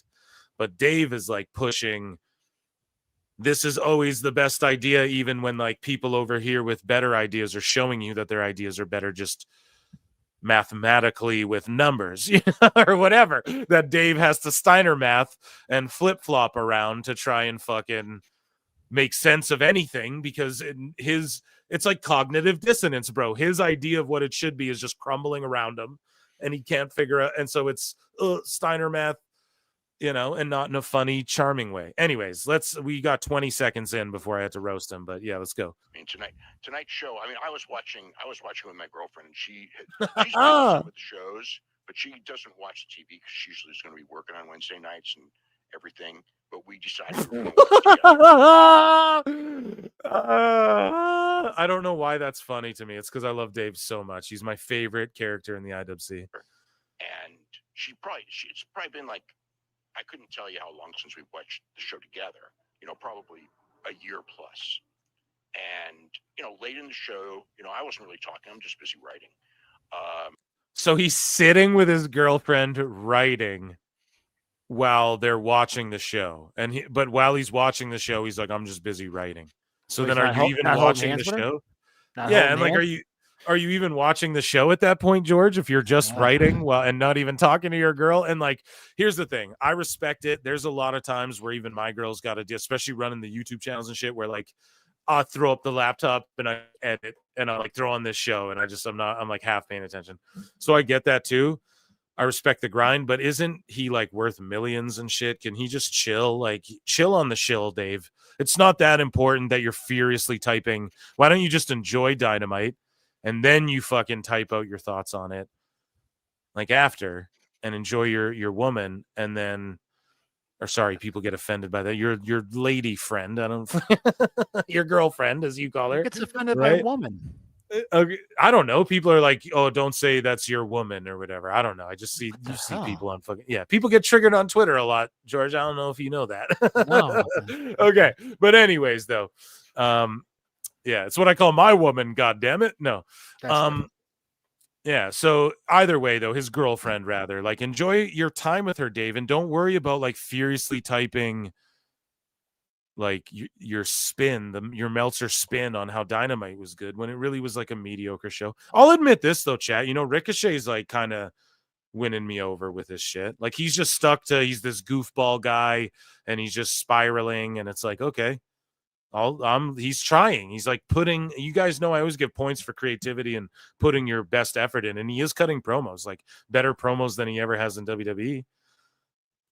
Say they're not the best promos ever in the world. They're fucking better night and day compared to what he was doing before. And then forced, yeah, it's forced, but his whole promo's not forced. He's kind of a geeky weirdo. I kind of get that vibe. So anyway, sorry, I'm a nice guy. I swear, I don't mean it. Ricochet, I'm a fan, bro. Whenever you start liking something, that's bad. I know. Whenever I like some shit in AEW, they always do something to make me not. They always. Yeah, whenever I'm like, oh, Kenny Omega and Cage, they cooked. That was a great TV match. 10 guys run out and it's a brawl. And then I'm like, well, maybe that's the only time that, and then every match someone runs out. It's like, fuck. This, okay? And then it's just like, this was, I mean, it's like, she said something and I was thinking it, but, she said it. So she said something and I was thinking it, but she said it. But remember, I thought it first because I studied and I knew it, but I was thinking it, but I wouldn't dare say it because Tony Khan will fire me, but I... And it's just basically, it's like, boy, since I last watched the show, they have so many old people on this show. He goes, don't get me wrong. It's like, we're old. And then she goes like, we're old. Yeah, Dave, here's the thing. If your girlfriend sees Bobby Lashley and you don't tell her he's 50, she would not know. Especially looking at your ass. So I don't even believe this story. This is lies like Ibou. Like, you mean to fucking tell me your girl says over the last year and a half, she goes, oh, since the last time I saw this, man, they really have aged up here in AEW. Like, there's a bunch of new guys on the show who weren't on it a year ago that are old, like in their 50s, Benjamin, etc., MVP.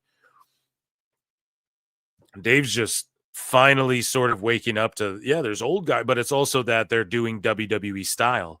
And he sees that Tony Khan is realizing what your boy Phil has been saying the whole time. You got to do not WWE light, which is what Tony's doing, which sucks, but you have to do WWE-ish stuff. You have to if you're going to have a TV show, right? All the wrestling can be done on Saturday Night Main Event, Battle of the Belts, on fucking the PLE, the pay-per-view. But that can't just always be what it is. And they banked on that so much. We've said it. John Cena could go there. It wouldn't get them a milli. That's a lie, though. I think Cena would draw a milli. But yeah, Meltzer, I just don't even buy this story. I think this is Meltzer's. What I'm getting at here, folks, psychoanalyzing it, right, is I think this is Meltzer's way of being honest about his opinion for once. Like, oh, there's too much old guys. This is ridiculous. I agree with Phil Marks and the flutes in the chat. And he's trying to say there's too much old guys, but he won't like put it on him. He's going to skirt it and put it on his fucking poor girlfriend. If she's even real, we don't even know. Right. But he's going to like put it on her. Oh, she said this thing. So, and I was thinking it too, but like I didn't, she said this thing. So it validates this thing that I was sort of thinking too, but really he just doesn't have the balls to say, why the fuck is everyone so old on the show? Right? Like I've done, like many other people before and after, and while I have also said, I'm sure. Right? So he just doesn't have the balls. You don't have the cojones. But these guys are like almost our age, and I give them credit. They're in great shape, and their wrestling is good, but they're so old. And it's like you don't even Dave's GF banned from AEW shows. half the older people weren't even on the show tonight, but they weren't even on the show tonight. Tony Khan. I mean, it's my big takeaway watching it again, as it was, when what was it, the show it was last week or Collision or something. It was last week. Yeah, last week. It's the same. Yeah, it's like it's just one after another, and it's not like any of them aren't good. They're all good. They're all good. It's like. There's a They're all reason gone, that they lost 18 gone. to 34 viewers, and it's been going on for a long time. And the reason is because they're not pushing younger talent. I know, it's not just that. It's because even if they push younger guys, you still have to make them into stars with stories, which they can't do. It's not a perfect model because NXT's 1834 numbers are way down too, and they are pushing. 1834 numbers are way down too. Dave's just coping there at the end. I know it's not a perfect model because NXT is down too. No, Dave, it's because the demos you're looking at are outdated because you're an outdated old fuck. And then you say people like Jim Cornette and Dutch Mantell are outdated old fucks. Meanwhile, they fully understand and grasp what's going on in wrestling better today than you fucking ever will or have. John, but whatever it is with AEW, I mean, it's and then it just cuts off because he's about to just filibuster and say dumb shit. It's Tony Khan. Let's do a few more here. It is reportedly believed by those close to the situation that WWE will end up owning TNA while blocking AEW from international TV deals. So Meltzer just spiraling, coping over TNA. Oh, look at, he's just trashing it. This is like the doom and gloom reporting, like fear mongering in the news. This is what Dave's doing.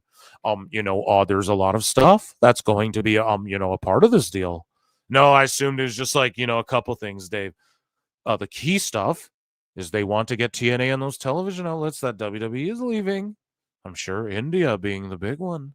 So AEW doesn't get those television outlets that they're leaving. So it's not that they're just making big money moves and shit. It's that AEW, it's because it's reactionary to AEW. Stupid idiot. So stupid. because all of their shows are on Netflix internationally, they can't put anything on those stations. So they want to make sure it's not AEW on those stations. This is pure Dave lying, making shit up, inventing a story in his head. So that's one of the many reasons that they're doing this TNA partnership. I know people who are close to the situation. He always does, right? Until he's proven wrong. Name's Manny. Yeah, Manny. Where's Manny? I know Manny. I mean Manny. Think it will end up with WWE owning TNA. They would just buy them right now. Why? What would be the wait? Others think it's going to be a disaster. Oh yeah, Jordan Grace and Joe Hendry and the Hardys and everyone who's excited and all the wrestlers tweeting out how happy they are. It's going to be a disaster. Because it always is at the end. Every company WWE works with always ends up worse off. Stupid idiot. Oh, best guy is Dave! Tony Khan. He gets another flute because no, you son of a bitch. So is George? Let me ask you a couple questions, okay? Okay. Is Ring of Honor better off? With what? Is Ring of Honor better off now that they've worked with AEW? No. Is New Japan better off now that they worked with AEW? Absolutely not. What? Okay, Stardom. They did a big gate there. The one show, they took a huge dip after the Rossi Ogawa shit, and that's right. CMLL's blowing up huge. They were doing that before AEW. They're going to do that after AEW. It has nothing to do with AEW. What the fuck is Dave talking about, man? Like, the indies aren't booming right now and shit. Like, that isn't a direct effect of, like, WWE helping getting wrestling cool again. It's so fucking crazy, the coat, man. Every company they've ever worked with. Yeah, name crazy. one, dude. Yeah, which company, bro? Jesus I don't Christ. think there's one person working for the indies now that doesn't want to become part of that WWID program. Dude, and, like, ECW only survived as long as it did because Vince was, like, giving Paul Heyman money. And everyone acknowledges that. And it's crazy. He just had first dibs on the talent. So that was cool because you loved ECW because you're a fucking mark.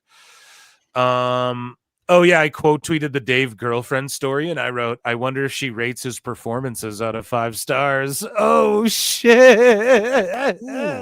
Pop myself. If I pop myself, it's a goddamn good one. Okay. It's always a dud. So Dave Meltzer, though, without any cope, says NXT did 812K, 0.22, excellent numbers. So, I don't know. He's not coping for once in his fucking life. And that is good that he said it, and not like, oh, it's down compared or whatever the fuck, or compared it to anything else. He just said it's great numbers, and that's good. Dave Meltzer via WOR. I know people who are close to the situation. Oh, here, hold on a second. I got some chats. I'm so sorry, guys. I didn't fucking see this. Devo for $5. Jay is not on the level. You need some allied powers to stop him. Undertaker show up, chokeslam gun. No, that's terrible. I'm just joking, but yeah. Dave got them boomerang brain. Devo's just coming in hot right now. Dave got them boomerang brains, but the boomerang don't come back. Brian, I need that too, Julia. If you're listening, best guy is Tony Khan. We need the Brian, and then Devo again for $5. His girlfriend Kenny's blow up doll. Yeah, or I mean, Jesus, you just cooked him to death. Yes, or fucking. Just a portrait of it. Here's the thing. There's an old story that Meltzer said talks about where, like, his old girlfriend, he put like a banana on her head or something. And everyone who's been down with the Observer for years and years and years roasts Meltzer for that. I still don't even get the full context of it, but the idea of it is funny. And yeah, I don't know. It is probably, Ibushi's blow up doll. Thank you so much. And dude, I'm so sorry I didn't see those till now. Stupid idiot. Just going off on Meltzer. Round of applause for our super chatters, folks. Okay, here we go.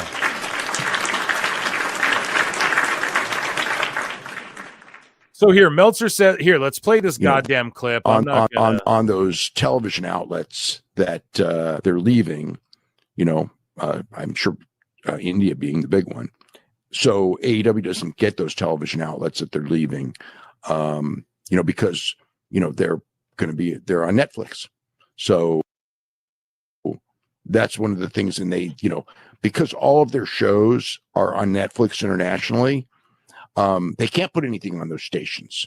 So they want to make sure that, that it's not AEW on those stations. So that's one of the. So that's him saying it too, and you can just tell he doesn't believe what he's saying. That's such fucking cope. And I would have just let him say it instead of me reading it.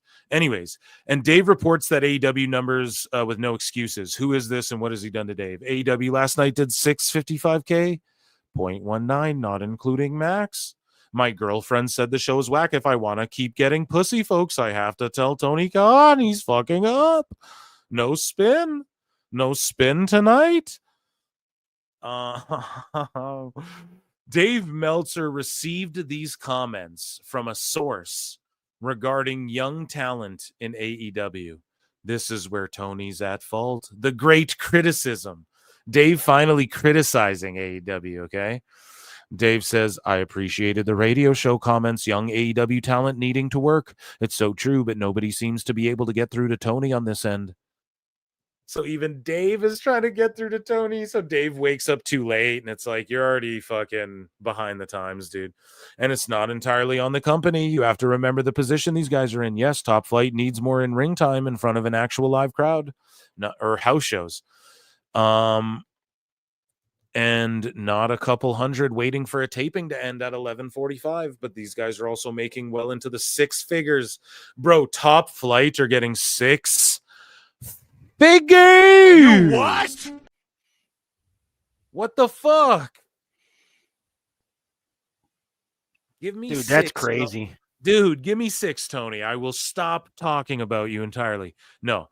They aren't going to hustle for indie work or push Tony about it. Very few indie promoters can afford that, what the AEW guys want to charge. So what have I always said on this fucking show? Tony outprices the indies. That's how it's not good for wrestling. Oh, it's healthy for the wrestling business, Conrad Thompson always says that. But is it, though? Because he's outpricing TNA and these other people, these other indies that could help. These people could help their wave get bigger on this big wave that is the wrestling boom right now. Tony is paying them whether they work or not. It's the perfect type of shows, too, because it won't be filmed and will be in front of a small, super hot PWGS crowd. What a nerd, dude. The type of atmosphere these guys need to be performing in front of, but instead they'll either sit home or work a 3-minute ROH match in a random city. Oh, he's stealing Phil Mark's gimmick now, or what? What the fuck? In front of a comatose crowd? Yes, we did it, chat. We won. God damn it, we did it. Dave is broken. He's admitting it. Come to the dark side. No, for real, though, just admit the truth. We're actually the force. We're the light in this one. This is where Tony is at fault because Tony Khan needs to be the one telling these guys they need to work. It's part of their job because it's AEW's future here. And it's my future of my publication. So he's admitting it, dude. No fuckery, no excuses. He's just absolutely saying the truth for once. But then he gets delusional here. Someone says, what you're saying could be true, but what's Tony Khan's reason for not releasing the AEW numbers on Max? Honestly, if the numbers were strong, I believe TK would have shared them by now. It'd be great PR for AEW. And then Dave says, the same reason Dana White never releases UFC pay-per-view numbers for fights, like Jones versus Miocic. Yes, he does. He released the 300 pay-per-view numbers. He releases pay-per-view numbers because the contract signed prohibited releasing the numbers most likely. Do you think Dana doesn't want to tell us a pay-per-view does more than 1 million buys? No, because they don't do more than 1 million buys because of ESPN Plus, Dave. They're going to sign with Netflix. We're going to cover it here on PWT. You're hearing it here on PWT first. No other wrestling anything is talking about this yet. But at the end of the fucking year, UFC's TV deal is up as well. That's a huge thing. And their time's up with ESPN, and ESPN and Disney are going to throw big money at UFC, but Netflix is Netflixing right now. So, and it's all the same company. So Dave doesn't understand ESPN Plus. So they end illegal streaming, one of Dana's biggest rivals. The biggest foe in Dave's rogues gallery is fucking I mean, pardon me, Dana's Rogues Gallery is the illegal streamers, dude, and their fucking pay-per-view's dying, bro. You just got to put it on some shit like Netflix, you know? So Dave's just way behind the times. It is believed that WWE will open the door for TNA to get some of the international TV deals WWE previously had before Netflix, while also ensuring that AEW doesn't get them. See, that's the dog whistle to rally the troops. Dave's a fucking goof. The Observer says that with both Swerve and Lashley being moved in different directions after their match, it was said that they will be put back together in a few months. So there was and then again, why stooge the storyline? But then there was also rumors that they didn't want to work together or something like that. So who knows if it lends credence to that. Meltzer says that TNA attempted to sell to Tony Khan in 2018. They also had talks about a year ago with D'Amore about selling, but turned D'Amore's offer down. So he's trying to paint it like they're trying to sell this whole thing. They're going to sell it to WWE. That's not what happened. They said, look, if we're going to offload this thing, if we're going to sell it, Ant Evans explained it on the show. If if they're going to sell it, whatever, D'Amore put an offer on the table because he's got a bunch of money, right? And they said no, so he started his own fucking thing. TNA did try to sell to Tony Khan in 2018, but they were desperate then, and they weren't reignited. And Tony gave them a little spark with the Omega crossovers, but that fizzled out. And then it's really the stuff that D'Amore and the new Anthem Boys World Series of Fighting former president is the TNA guy or whatever. I don't fucking know, man. But those guys are getting TNA locked in with WWE and that as well. They're continuing. It's not that Scott D'Amore did nothing, but that's sort of the beef there is that Scott, like Anthem wants to take credit for a lot of what Scott did, even though they did a lot. They both did a lot, but it's just egos. Wrestling's all egos, man. Corey Graves has 2 years left on his. So after Dave lied and said it's actual heat, actually it's not heat, and then he deletes his tweets and shit. Now Dave's got the scoop. Dave scoops here. Corey Graves has 2 years left on his WWE contract.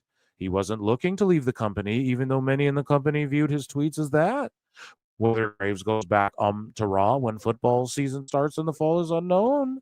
So now Dave has all the info that you think, if he was a real news hound, if he was a real journalist, he would have had this info during the whole, is Graves going to stick around or not? Now he has the info. He's a fucking clown. Dave Meltzer goes off on Jimmy Corderas. Again, we've been chronicling it on the show. Dave Meltzer gets triggered by kayfabe. He does not like when people say, oh, Penn, like on the fucking WWE show where Michael Cole's trying to do kayfabe and get people over, and Michael Cole says, oh, he's the number 2 I was going to do Dave's voice for Cole, but Cole's like, he's the number 2 fucking luchador in the world. Some argue he could have been the best. It's kayfabe. Andre stood on a milk crate. Dave, do you get triggered by that? Tony made up the all-in numbers. Vince made up the fucking 93,000 numbers, right? Are you really going to get triggered by kayfabe? And they keep getting triggered by kayfabe, and we keep chronicling it here. There's another example I forget right now, but Meltzer. So Jimmy Corderas just tweets out like a coy, like an ingest.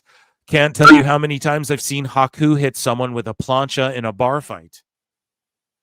Like, that's funny to say. That's just a funny joke. Meltzer goes, that argument is so silly. Based on that argument, 98% of pro wrestling's in ring wouldn't exist. Will Ospreay. Right? Like, shut the fuck up, dude. He's making a joke. It's so funny how triggered. The best guy's Tony Khan. 98 of pro wrestling. Yeah, no, 98% of movies wouldn't exist. Like, we know, bro. It's a fucking joke. And then Corderas goes, Dave, it was a joke. Relax. Jesus. And, I mean, he just gets triggered by jokes, kayfabe. That's preposterous. Penta's not even saying Rey Mysterio's not the best lucha. That's preposterous. Keeps getting triggered by kayfabe. It's hilarious. You work in the wrestling business? Isn't that your bread and butter? Now he's like all triggered, trying to everything's shoot here, brother. Fucking ridiculous. Do you guys see the phantom bookmarking? It was going off on the side there. Anyways, Triple H's thoughts. Here's a throwback too. Meltzer has blocked 1 million people for 1 million reasons, but not many reasons are as funny as mine. So look at this. This is a throwback, and I didn't even know this. Remember when Meltzer said this on his message board? He says, I just got named by Sports Illustrated one of the best Twitter guys in sports, so the real world disagrees. Given how business growth has paralleled Twitter growth, me getting off Twitter would make as much sense as Gato sending Okada to Impact full time. And this is in 2020, right? Because this guy, People's Elbow, says Dave needs to get off Twitter. It is beneath him and his credibility. And Dave's like, the mainstream doesn't think that. I was named by Sports Illustrated. This is what Triple H's thoughts, formerly Vince's thoughts, said. LOL. And look, this is what the article said. Nothing is going on right now. I've put together a completely random list of 100 sports media personalities. There's absolutely no rhyme or reason to the list. Nothing is ranked. It's just a list of sports media names. Enjoy.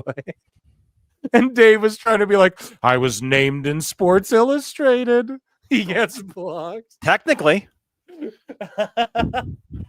Even though the fucking the liner note at the end is like, yeah, this is just randomly 100 names I thought of while I was bored to meet my fucking quota of articles this month or whatever. Got your local guy from AAA baseball on there and shit. And ladies and gentlemen, that was Dave Meltzer's dumb moment of the week.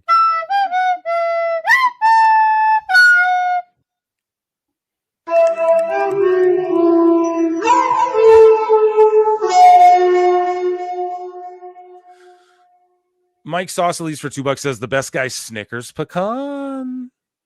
Here, I'll give you one, but Snickers pecan, I don't get that one. The best guy is Tony Khan.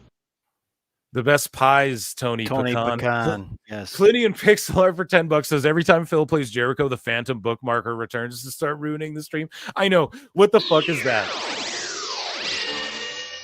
I'm gonna figure that whole thing out. That's a whole thing.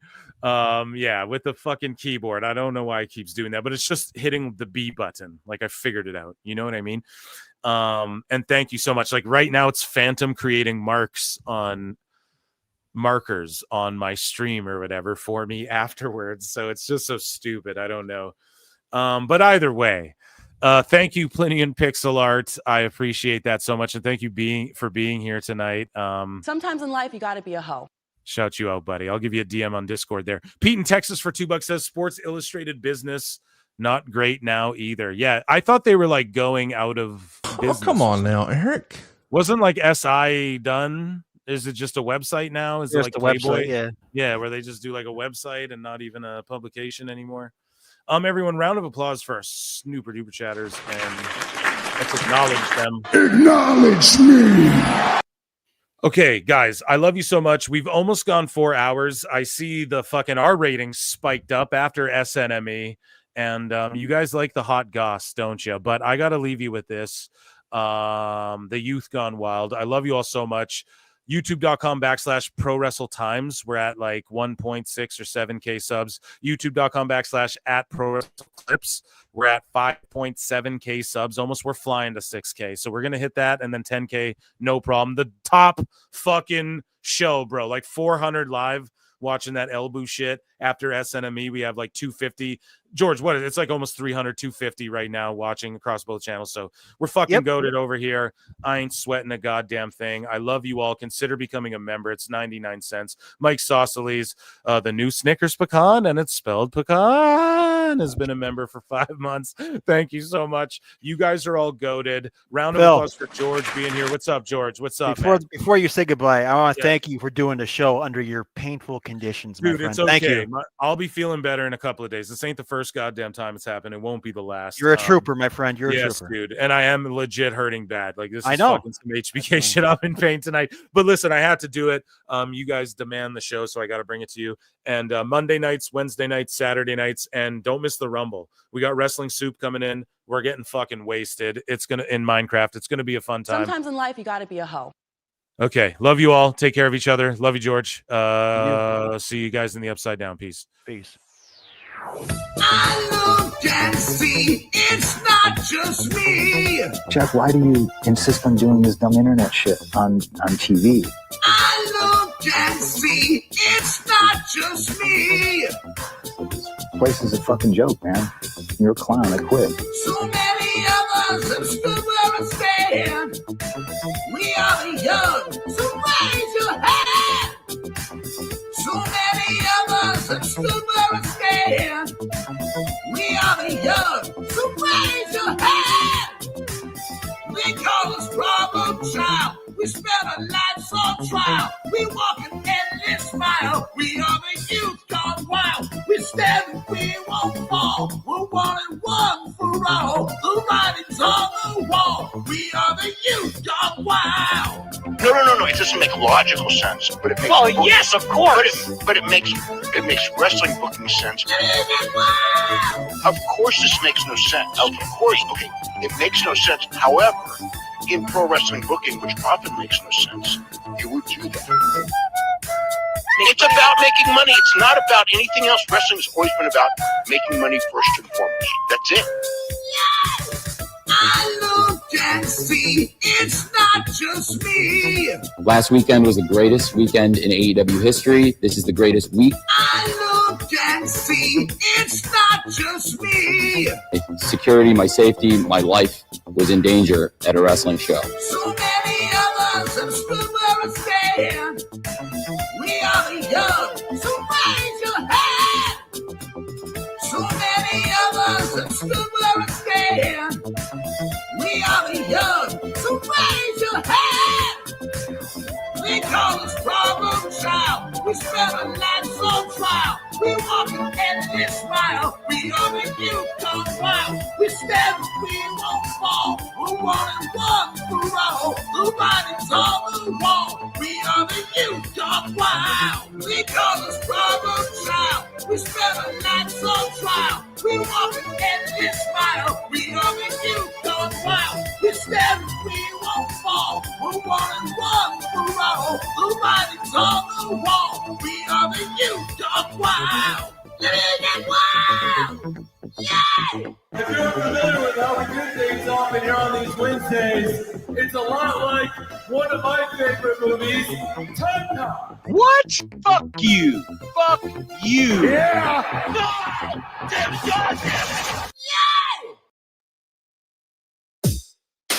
SDL. Two bad bitches, one hot track. B3CCA, bitch. Two bad bitches, one hot track.